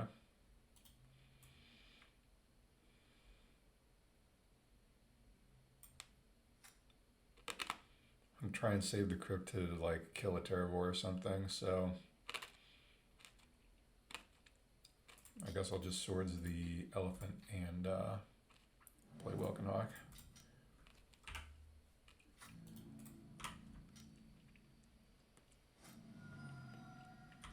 I still do not have any red mana, but I don't have any red cards, so I guess that works out.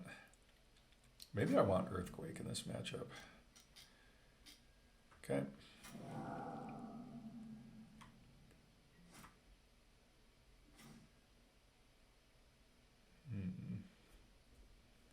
I need to save this until I actually get a red card because it will die immediately. I guess I'll just play this and attack.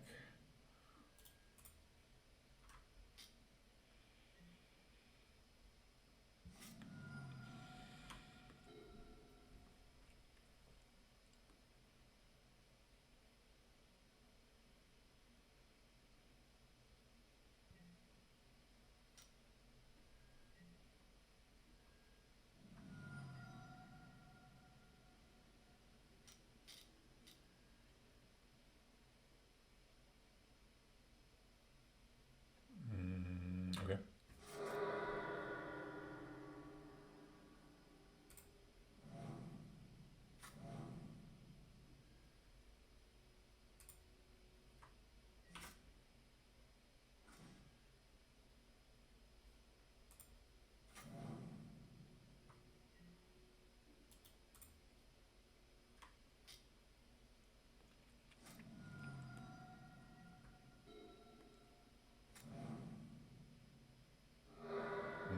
That's not good.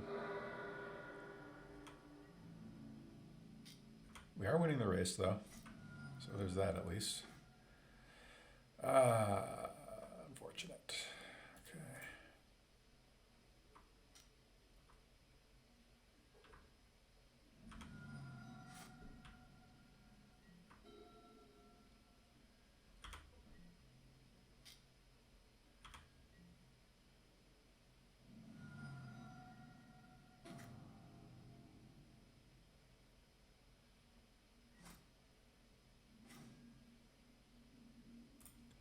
That's a start.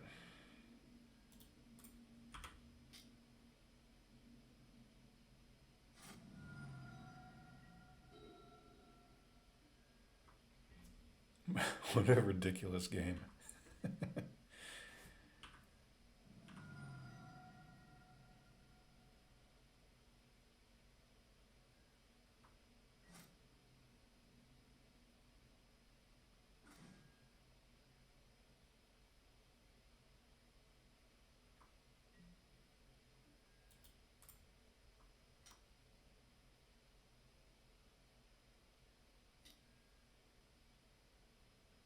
Okay. It's a deal.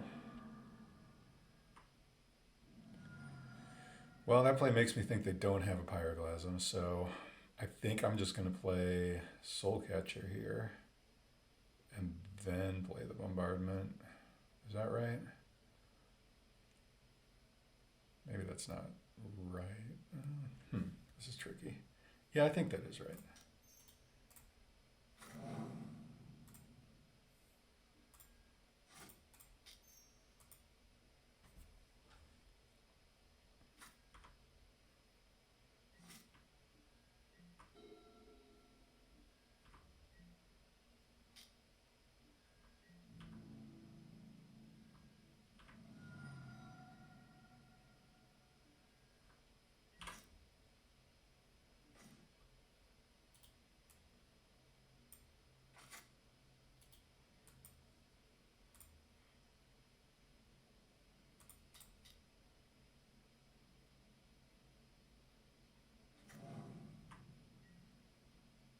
Okay, well, if they have nothing, then...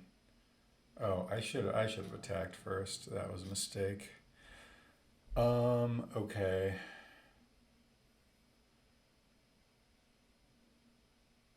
Yeah, that was a big mistake. So let's see, if I sack one, they go to 5. Sack 2, they go to 4. They take 3, go to 1. They're in a pretty bad spot, but then if they kill my Soulcatcher, it's not good for me. So I think I'm supposed to actually just sack 1. It sort of hedges a little bit.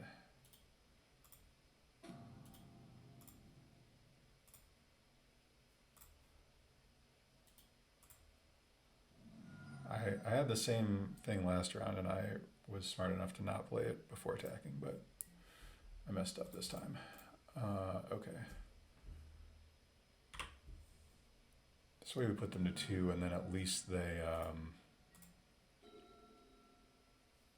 like if they kill this, we can attack, play a chump blocker, and attack again. That should work.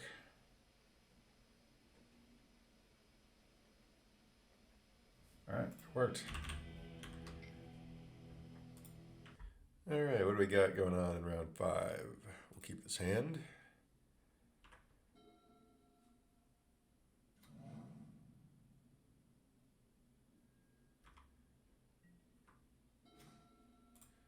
Birds of Paradise doing what it hopefully is supposed to do by fixing our mana at the cost of getting a basic forest into play.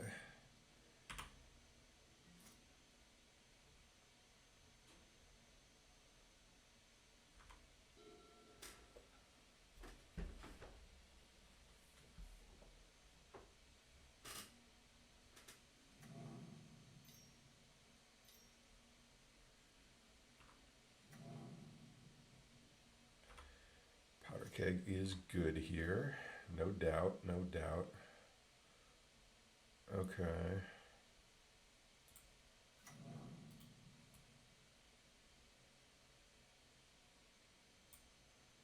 Definitely want to go plains.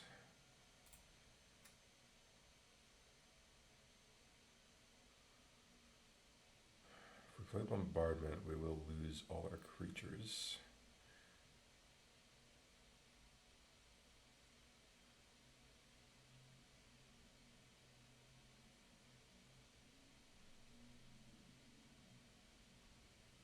I think getting this Soulcatcher down is good. And then if we play a 1-drop, it will just die. But I guess we still want to incentivize that. It'll pump our Soulcatcher. I think we don't play the 1-drop. I think we just wait it out here.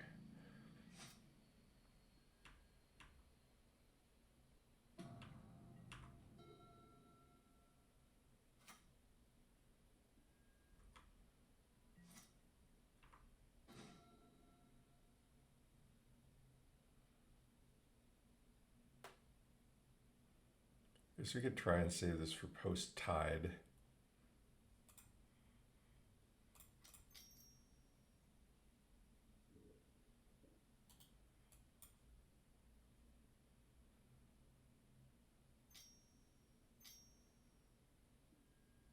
Okay.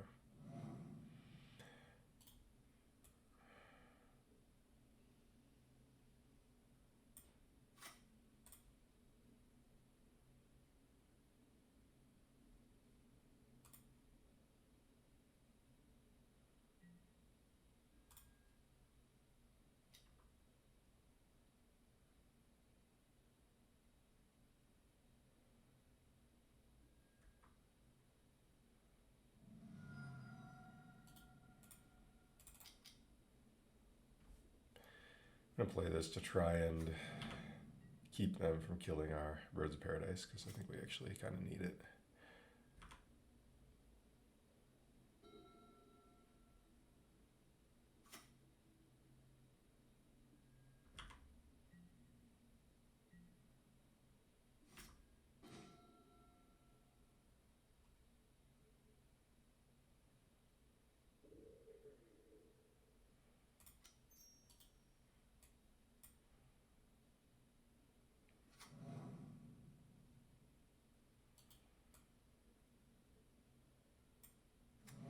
It's not getting much better. Let's try this.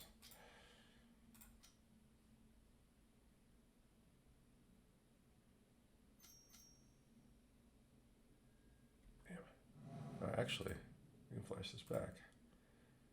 It's not horrible. It's pretty rare that we get to do that.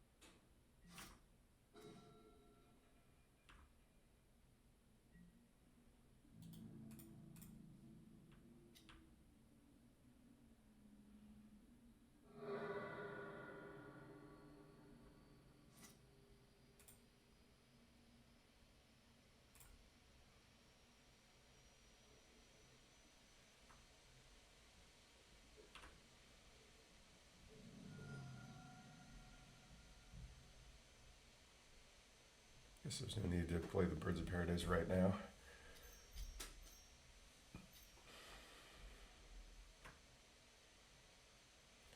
Alright, another powder keg's pretty bad.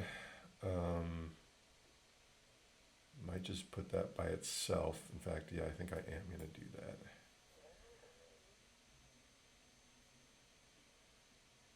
Wow, they took all of those cards. Alright. They have Counterspell and a bunch of Force Spikes.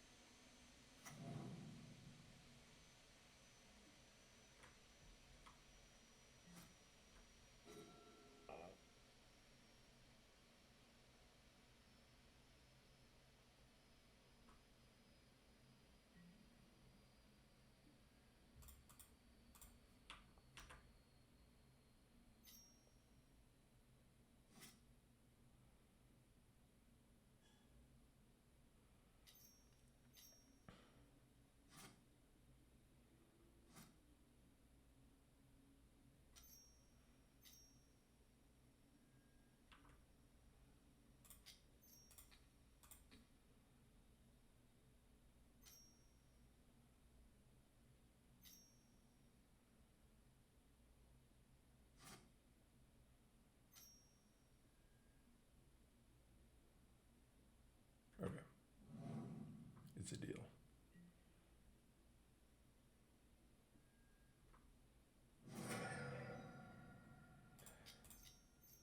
Let's see if we can resolve this now.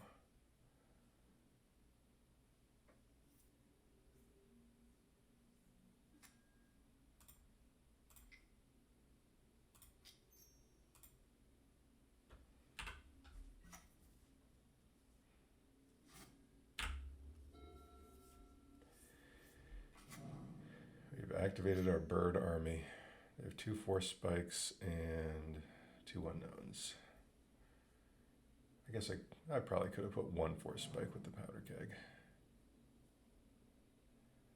I don't think Force Spike's going to be too relevant either way. Okay, well, I am going to try that.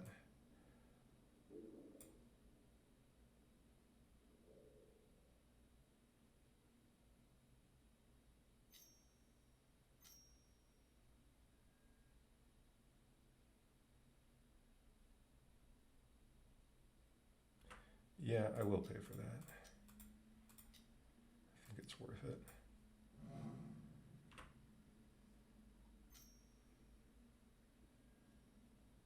I will pay for that too.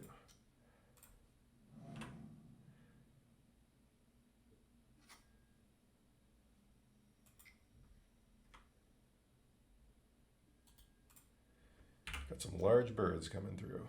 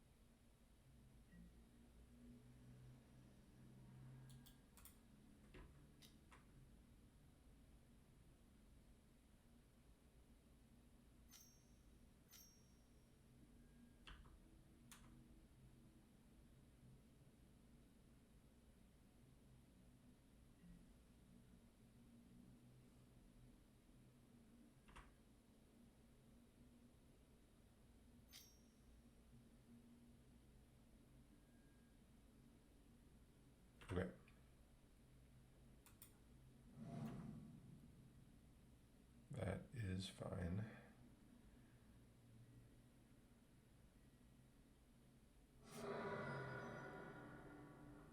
I do know they have a 4 spike, so I guess I will not replay this quite yet.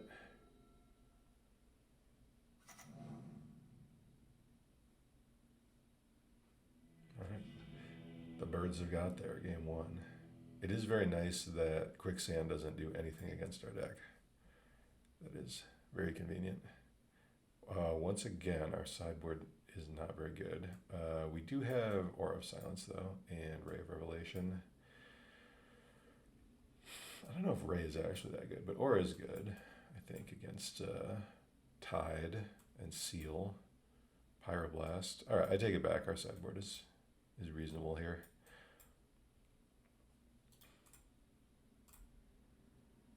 I guess the 5 mana card against Parallax Tide, probably not what we want. Battle Screech was actually great. We flashed it back without getting the birds from it, which I don't think I've ever done before.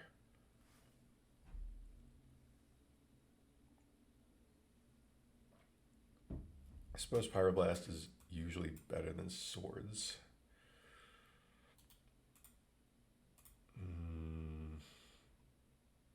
Still need to make some room. I guess Hunting Moa probably has to go. Costs too much mana. Freewind per red is not going to be too relevant.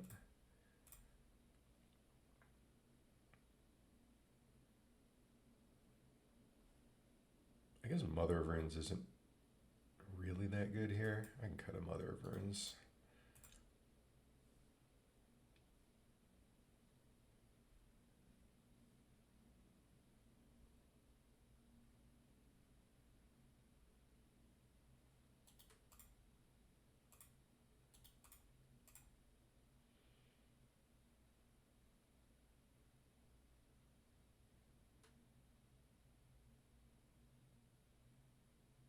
Maybe the Falcon is better than the last Mother of Runes.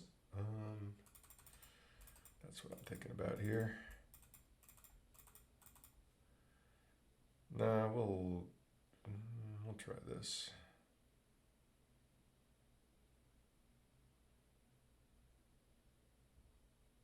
Yeah.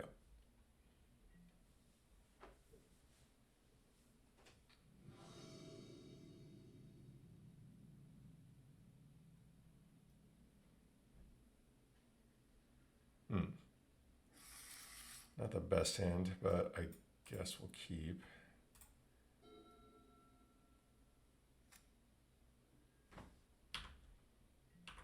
We can at least play our cards.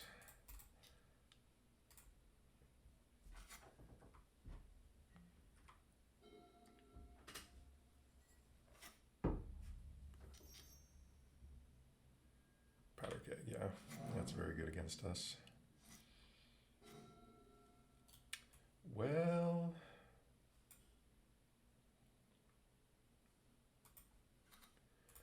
we can land this Shared Triumph now. I guess that's probably what we're supposed to do.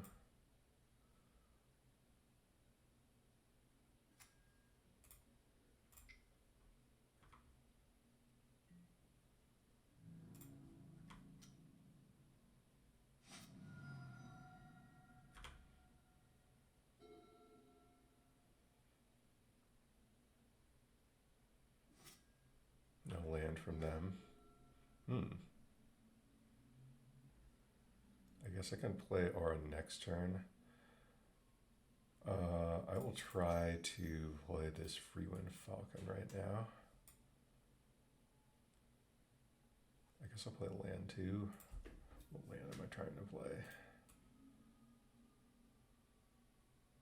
I guess I'm gonna need to play this land. Okay, Freewind Falcon. What do you think? It's in there. Okay, let's attack.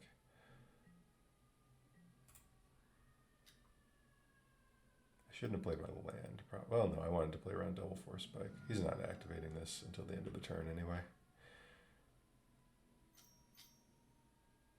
Impulse, yep. I think I crack this after this impulse resolves.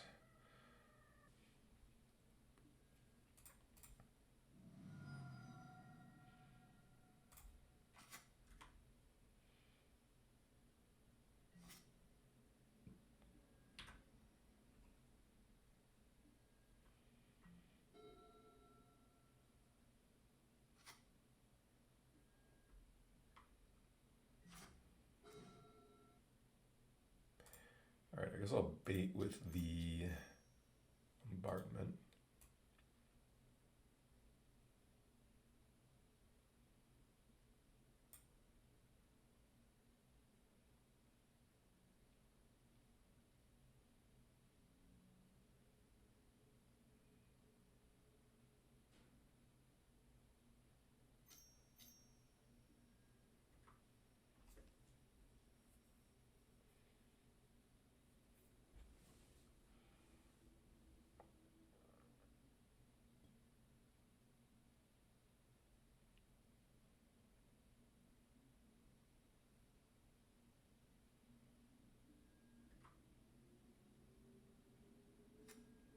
It's in there.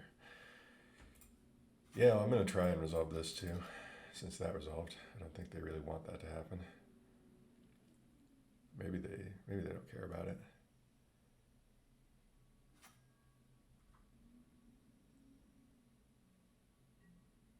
All right, that's a good one to have in play.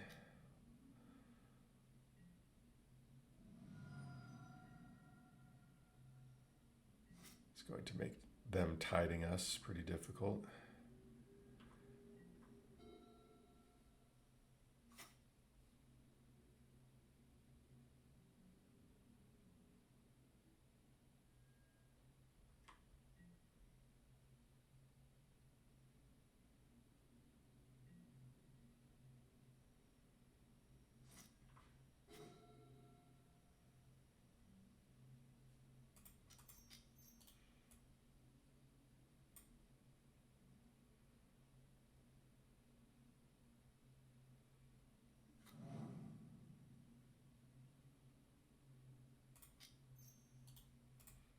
We're a little bit overloaded on non-creatures here.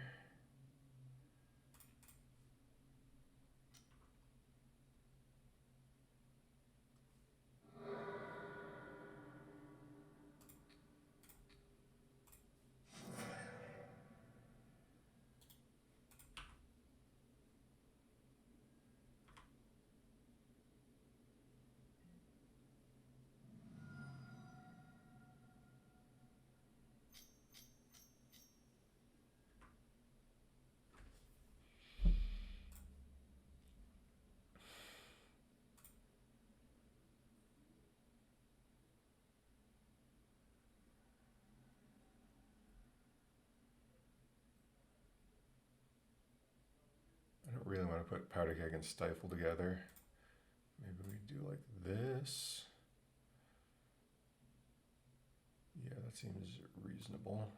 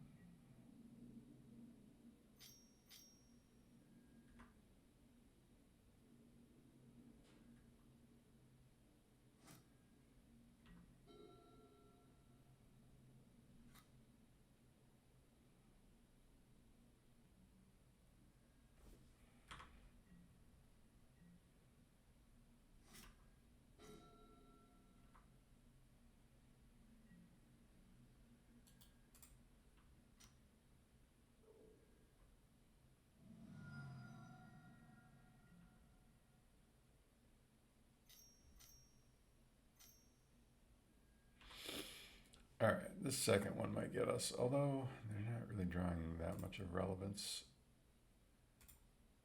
So we can do like that.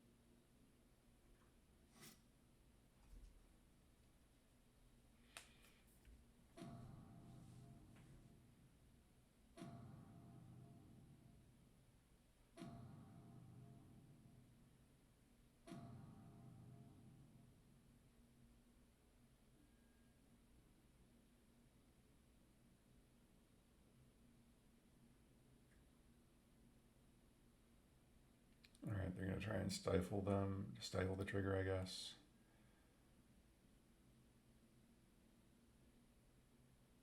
Yeah, there's nothing I can do about this.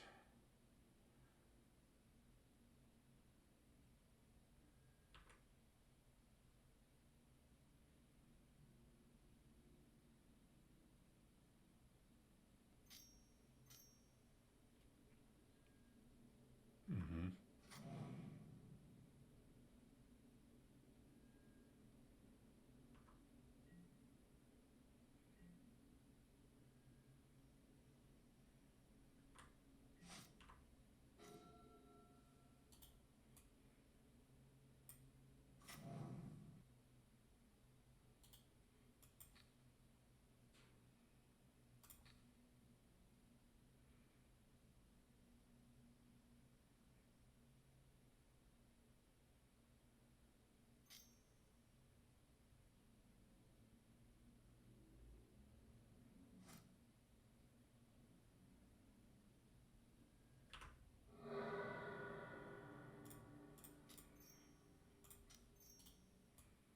I'm going to play the Hawk instead of this Aura of Silence. I don't think they already got our lands, so I don't know that this is doing that much anymore. And I will attack for 1.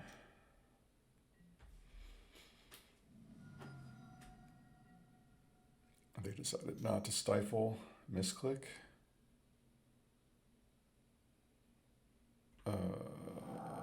Okay. Interesting. So I get all my lands back. Is that what they meant to do? Oh, misclick was probably from before when they didn't do that on their turn. I get it now. Bouncing my Shared Triumph. Yep.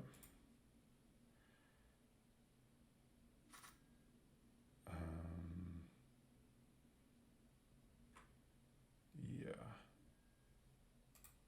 All right, well, I guess I wish I had played Aura now, but I didn't think they were going to do that. If they said that earlier, I did not notice it until just now. Okay, well, now I'm getting tired, but I can replay the Shared Triumph, so it's not the end of the world. Obviously not ideal.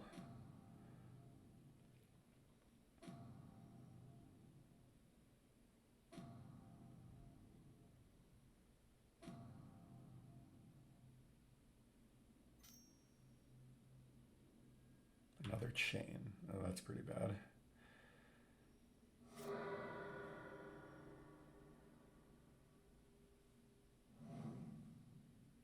Copying my Welkin Hawk. I guess I might as well sacrifice that since I get another one.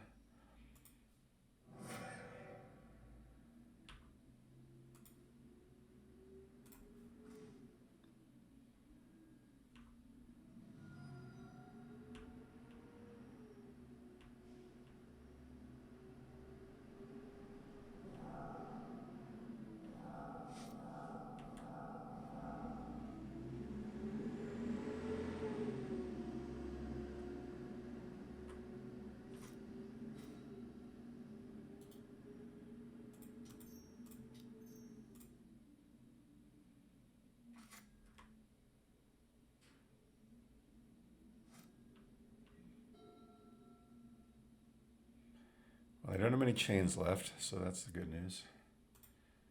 Fairy Conclave is not great against Goblin Bombardment.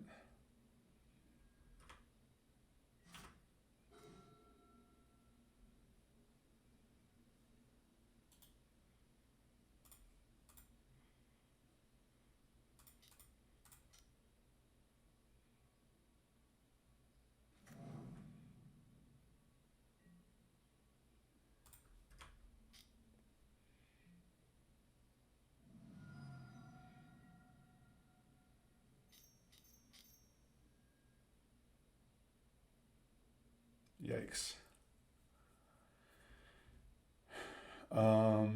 It's weird they didn't do that earlier. Do I? Yeah, I think I do. I think it's time to send them towards the dome.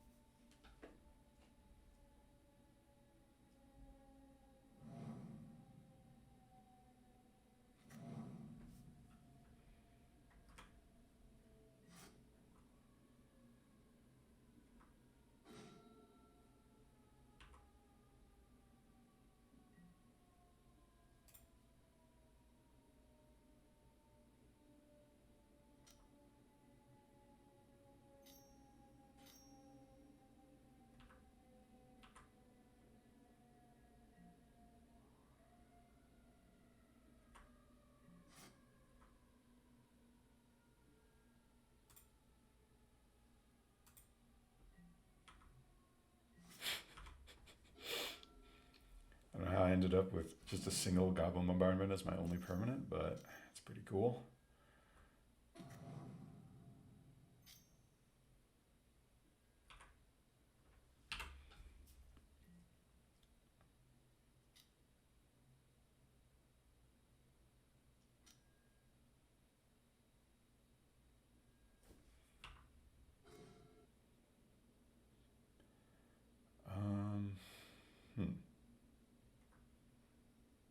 I think I'll hold the land, I guess.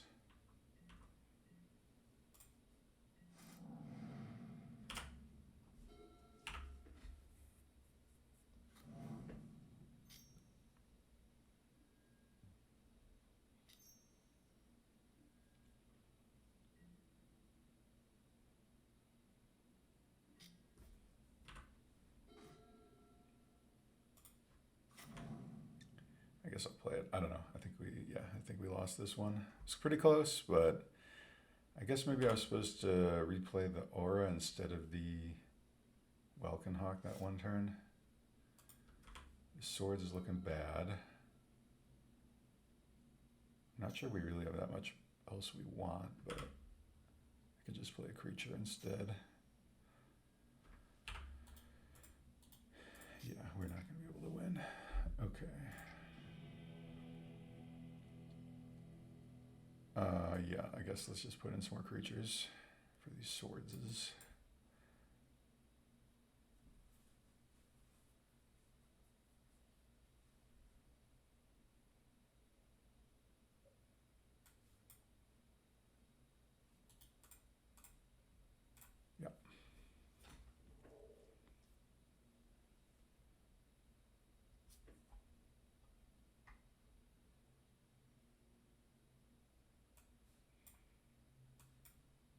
Caller of the Claws, maybe a little bit better than Mother of Runes.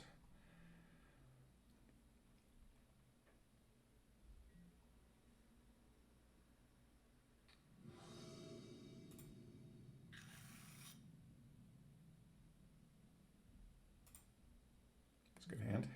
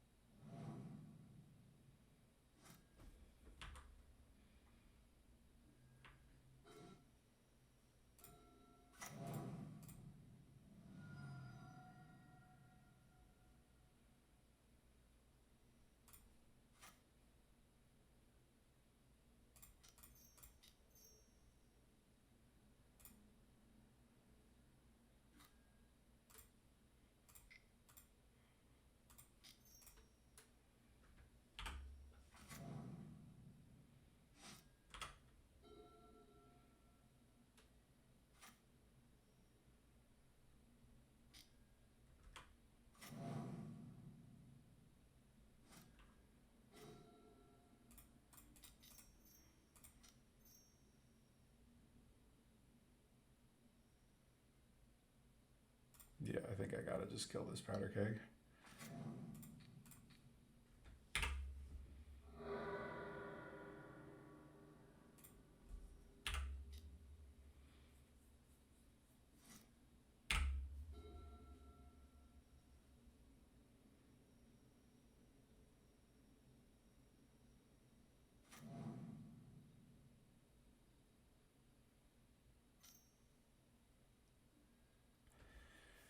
Another land would be great here.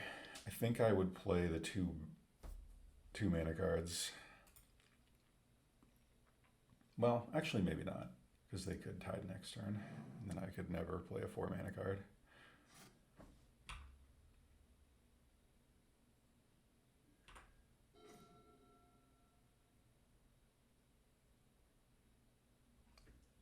You could just get Force Spiked, which would kind of suck.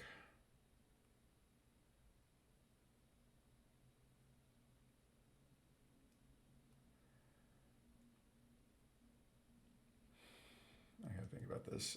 It's actually, I think, better against their deck to have a bunch of 2 mana birds. I am going to, what am I going to do? All right, let's see if this resolves first. It did. Yeah, I'm going to try and play the 2 birds, I think.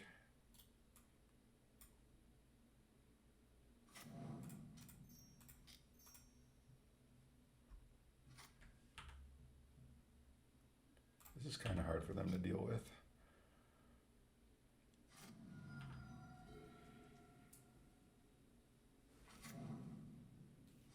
Because the other consideration is they could just play a powder keg and kill all the bird tokens right away.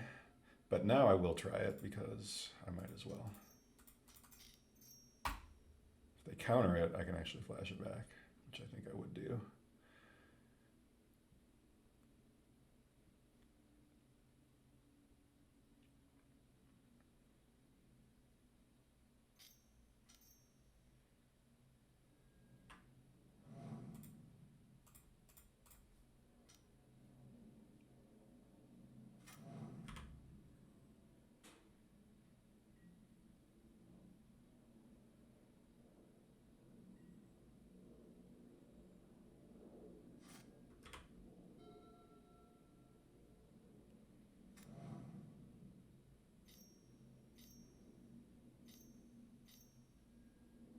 Okay.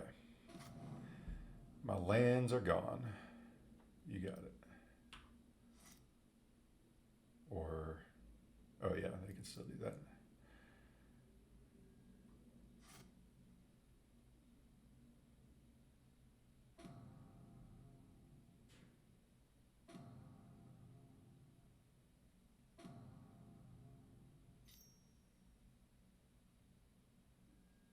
Yep, so I'm gonna bounce my Shared Triumph, I assume.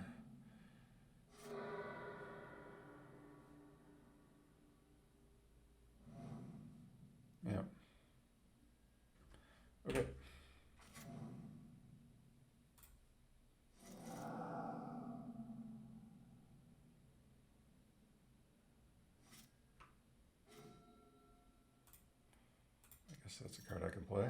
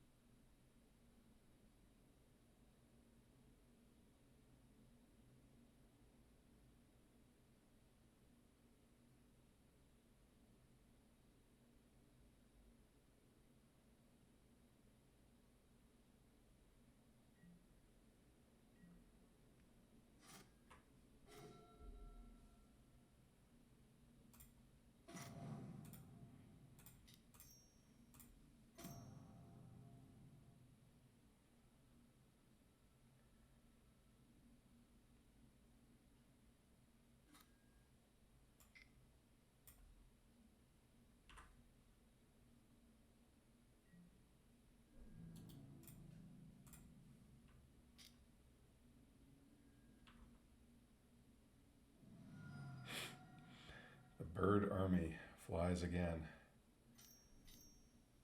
Just attacked for 10 with a bunch of birds. That's pretty dope. I don't think any of these cards really do anything. I think they need the impulse. Yeah, I'll do this way, I think.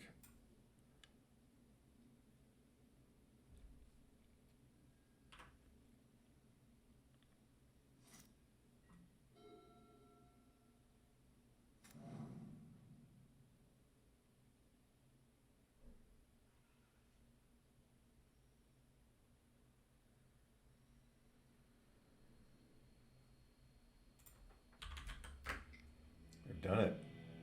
5-0 with birds somehow. Round 6, going for the 6-0. Yeah, this hand's pretty fine. I think I'll hold off on fetching with this to make sure. See if we need green or white later. It's not clear which one we want yet.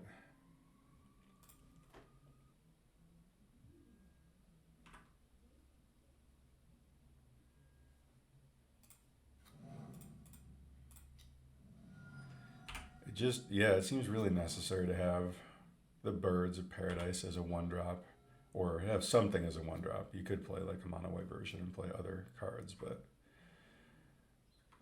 it being a bird has been quite relevant. Okay, yeah, let's try this thing.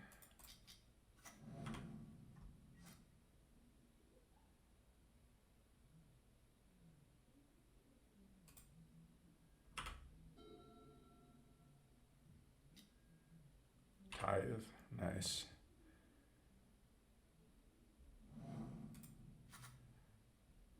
Red mana. Oh, this Freewind Falcon could be good here. Okay, I guess we want the white mana. I'll try attacking and see what happens.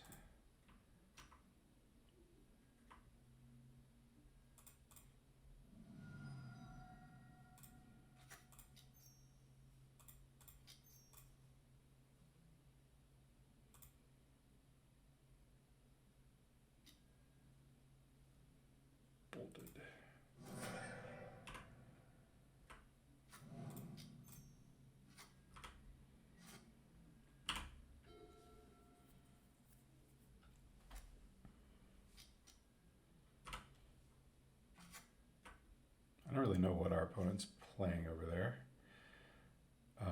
but it doesn't really matter. We're doing the same thing no matter what. Playing some birds. Hope they don't have Wrath of God. This deck isn't really equipped to play around Wrath of God anyway. And we do have a card we can play. Humility. Okay. Interesting. Was not expecting that. Yeah, I feel like if they had Wrath of God, they would have played that instead of Humility, so I don't think they have it. Which means I'm going to just go ahead and play this.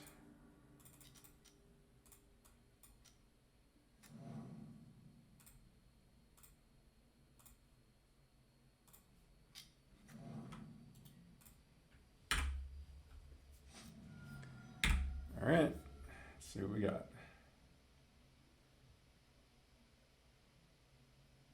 They could have like a Pyroclasm or something. That would be bad.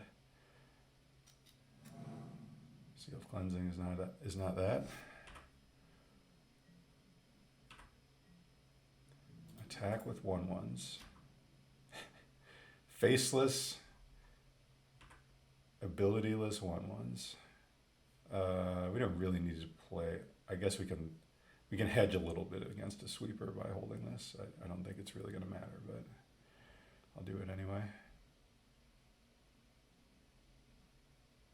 I have not played against any of the decks that I kind of built the sideboard for, really. I guess we played against the blue deck, but it has not been mattering that much. I don't know what the hell my opponent's doing, to be honest. I don't know any of these cards. I mean, I guess Seal will be good for, or actually Ray of Revelation probably is even better. It didn't seem like they had any creatures, so I'm going to take the swords out. I mean, they must have some, but I haven't seen them, so they could board into like Exalted Angel or something. We have a Goblin Bombardment that can sort of handle that sometimes. But yeah, I think I'm going to play Aura and maybe this Caller of the Claw. This might be a matchup for Celestial Gatekeeper also.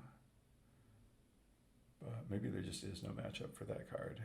I kind of want to play it though, just to see.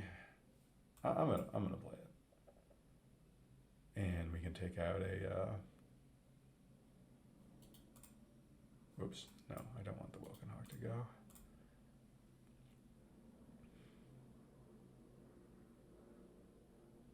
I kind of like Hunting Moa because it could pump itself out of Pyroclasm range. But I don't really know what to cut for this Gatekeeper.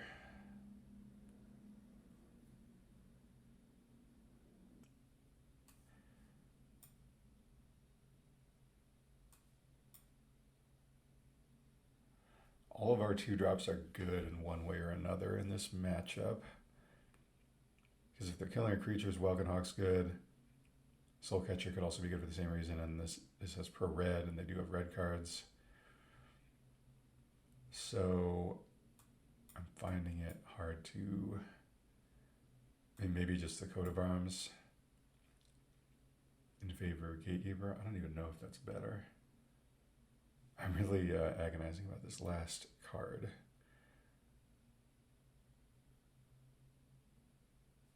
Yeah, let's just try that. Because they're going to be killing our creatures. And Humility, I think, makes them lose all abilities, including creature type, so Coat would not do anything.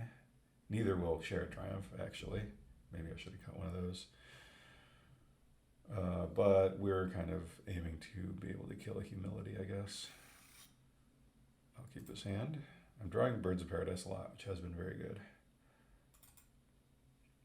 But this is going to be harder because they'll certainly have sweepers or something at this point, if they didn't already.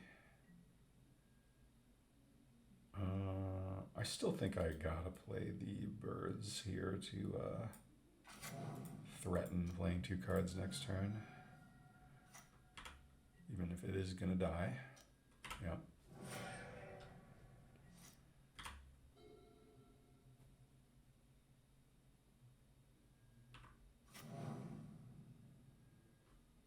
Okay.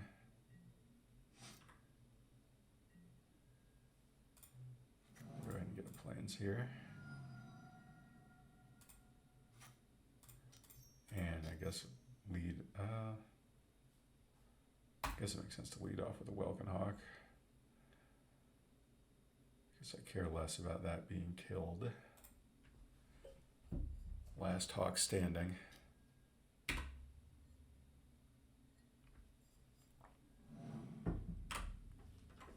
The Tithe value. I like Tithe. Tithe is a nice, cool, fair card, not like land tax. It's like the normal version of land tax that's actually reasonable. I think I'm supposed to hold off on the Moa till I have like more creatures in play. I'm going to attack. And then I guess it's reasonable to play the Welkin or the Soulcatcher now, is it? It's weird because it's just always going to be a lightning rod for removal, so maybe I don't play that one. I think I play Welkin Hawk. Like maybe I can play this with Bombardment somehow, someday, even though I have no Bombardment and no red.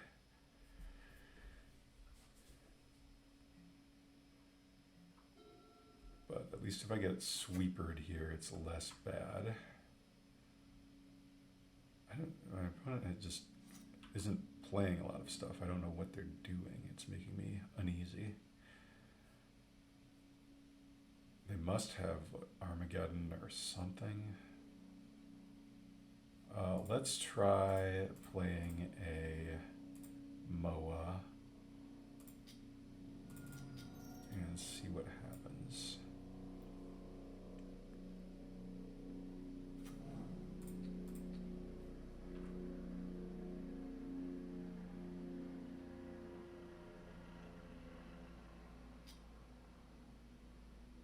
All right.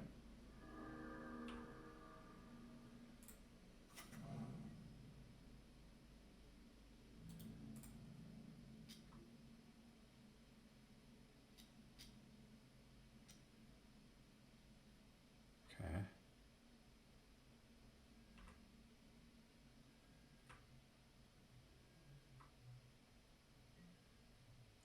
I think it makes sense to play birds here so that I can pay for this and then play Soulcatcher also. Again, I don't really think we're beating a Wrath of God with this configuration anyway. There it is. All right. Any order. I do at least get this.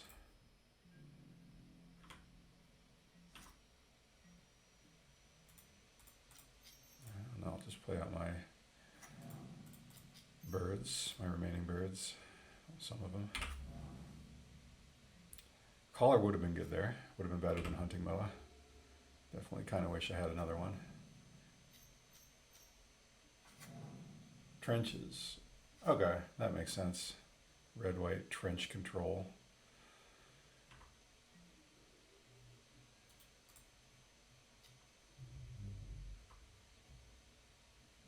I'll just go ahead and play out this birds again. We're not really going to be able to play around anything here.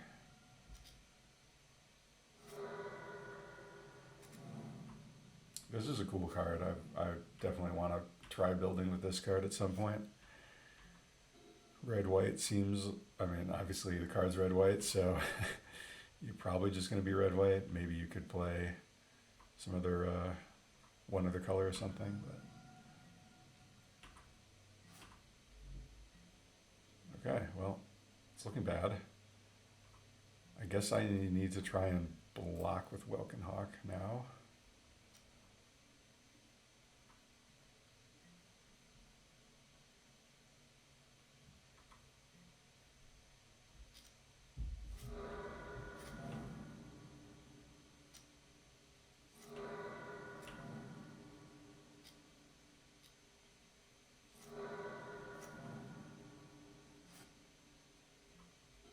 Okay, so I guess Earthquake will be good here. I will board that in.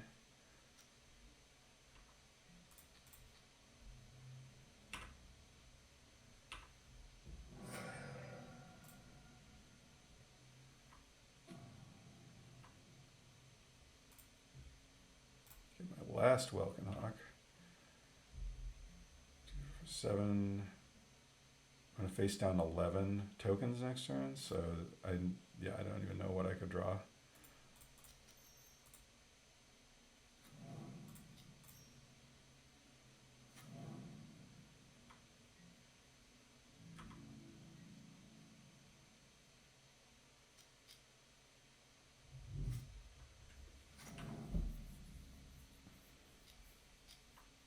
I guess I needed to not attack that one turn. that I did, but I'm not sure we could have won anyway. Alright, so block here, block here, block here. Taking 8. Yeah, I still die. Alright. GG.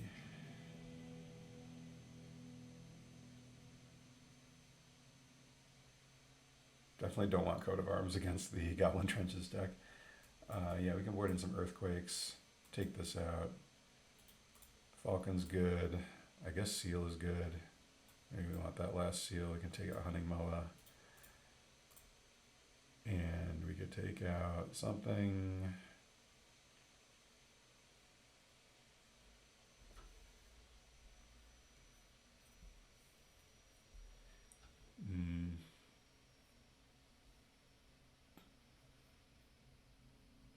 Maybe 2 Seals and a Ray is enough, and we don't need Aura of Silence.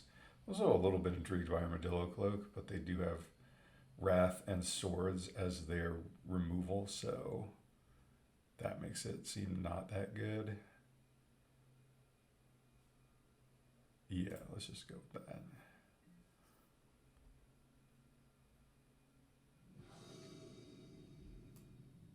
Yes. Yeah, this is it's a hand. It's a reasonable hand.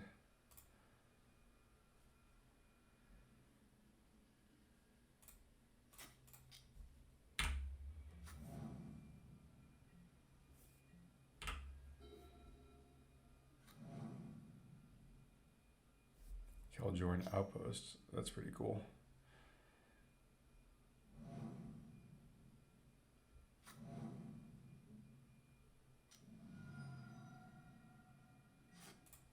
My Birds has died again. I think I lead with the Welkin Hawk yet again.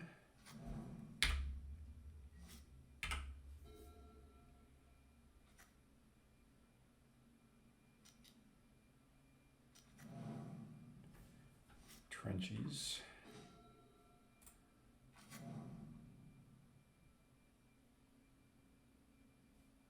I think I actually want to save, Which bird should I play? Like, I kind of want to save this for a Wrath.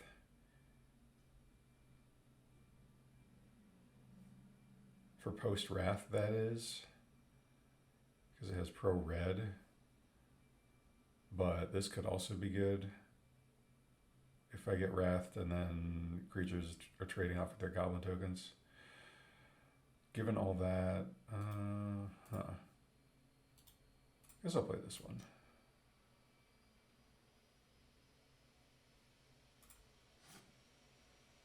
They could have like a Pyroblast or something. Yeah, I'll play this one. I don't really know what's right to do there.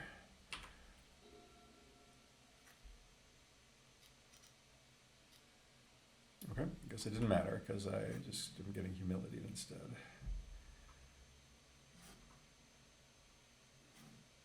Really could have used a Ray of Revelation. That would be real nice, but I am only playing one.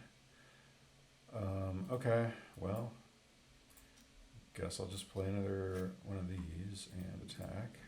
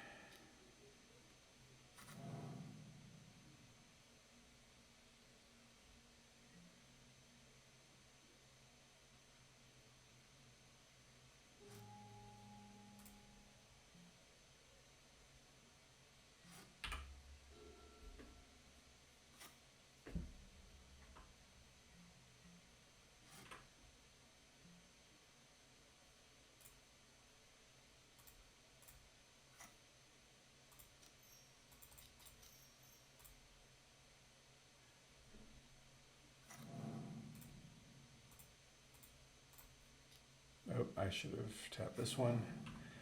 My mistake. I guess I'll leave it back then, since we may someday destroy this humility.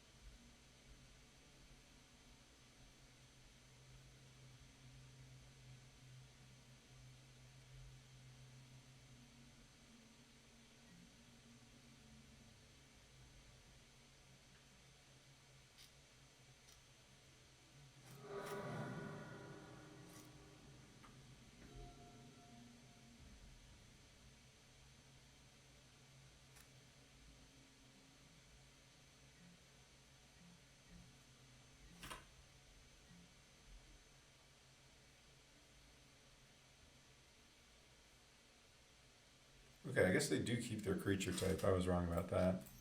So that's good. Hopefully this stays in play.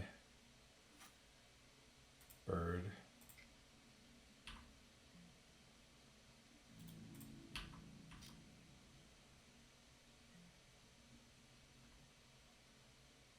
He just took it. Okay, I'm gonna hold this card back because I am confused about what's going on right now. They must just be trying to wrath or something. Yeah.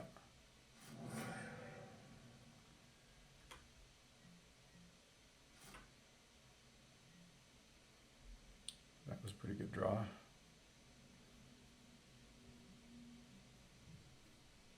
I think we just throw this out there right now.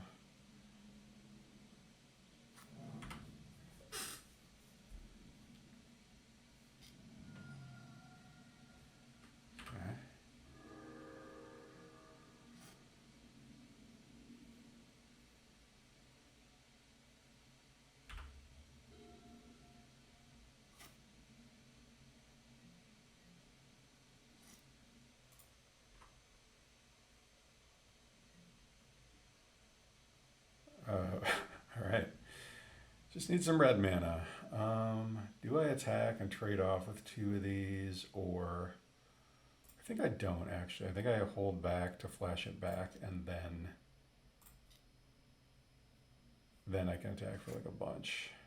Because really it's just trading with one land, which is not that good.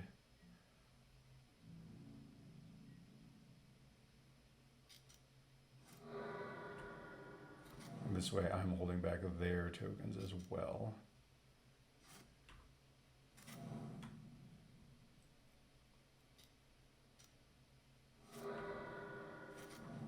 So I guess the coat of arms would have been pretty good after all.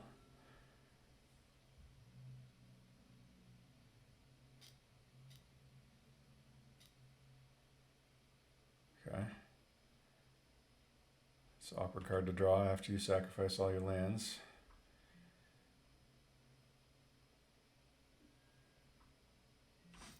Eventually I'll draw a red source.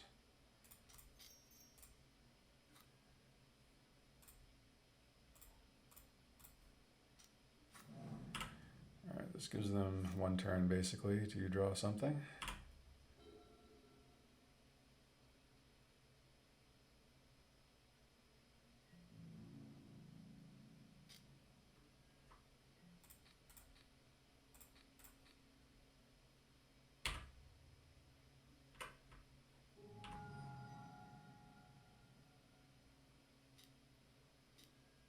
Pyroblast. Okay, I didn't think they were playing that. That's pretty good. That could turn the tide, I suppose.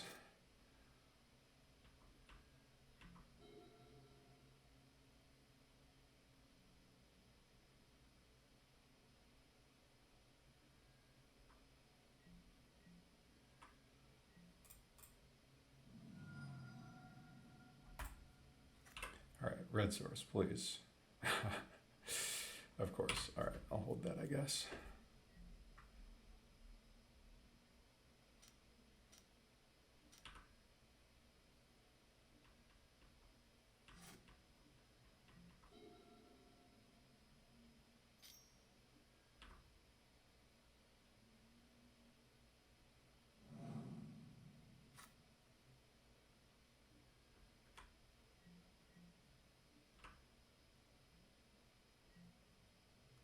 there it is.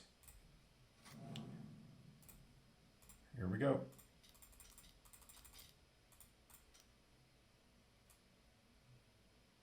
Does this put me in like double bolt range?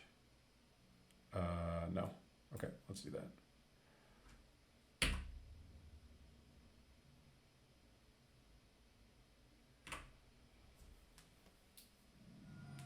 Okay, so the Birdbardment deck definitely performed above my expectations. Granted, we didn't play against the most common decks one might expect, but there's still decks in the pre-modern format, and I think the principle is something that I noticed building White Weenie and other kind of aggro decks is you just want to have evasion. Evasion is the key, plus an Anthem, and this deck definitely qualifies as having that. I do think the synergy of having a bunch of flyers and being able to board Earthquake is pretty nice. You're playing white, so you get access to a lot of disenchant effects, which is good, and Pyroblast in red, which is nice. Battle Screech, definitely the MVP, not too surprising. But Birds of Paradise actually was pretty important for having a 1-drop that is a bird and also enables it weirdly like helps our third color in Bombardment because of the mana fixing, and also just helps playing out 2/2 drops the turn after or at some point. So yeah, it worked out pretty well. Coat of Arms we never really played. That could be something else. Hunting Moa could be something else. I don't exactly know what we'd want it to be. The mana was reasonable. We didn't really get hurt by it. It was really nice to be able to avoid running into Mishra's Factory or Quicksand, but especially Mishra's Factory, like aggro decks. I speak from experience, have a really hard time when that card is across the table and you're trying to attack in, and it's just a nightmare because it blocks a 3/3 free on a land, and this deck doesn't care at all about that because everything has flying. So anyway, the birds swarmed successfully, and the sideboard seemed reasonable. This Gatekeeper maybe could be something else, but we didn't play against a matchup where the Cloak would have been good, but I think it still makes some sense. So yeah, the Coat, the Celestial Gatekeeper, the Moa, those are cards I think you could tweak. I do think it was kind of confirmed in the games that Shared Triumph is superior to Soulcatcher's Airy, even though that card might be cooler. And, Mother of Runes never really came up too much. It was relevant once. So yeah, I think this is the right number of 1-drops. In fact, it probably could use one more. There might be room for like an Armageddon or something in here somewhere. Probably in the sideboard. Anyway, that's all I got. I will maybe put out a video for the playoff with the deck. But yeah, that's about it. Thanks for watching. I think I'm going to be putting up a comprehensive deck primer on Moneyball Black on my blog, so check the channel description for that link. And thanks for tuning in. See you next time.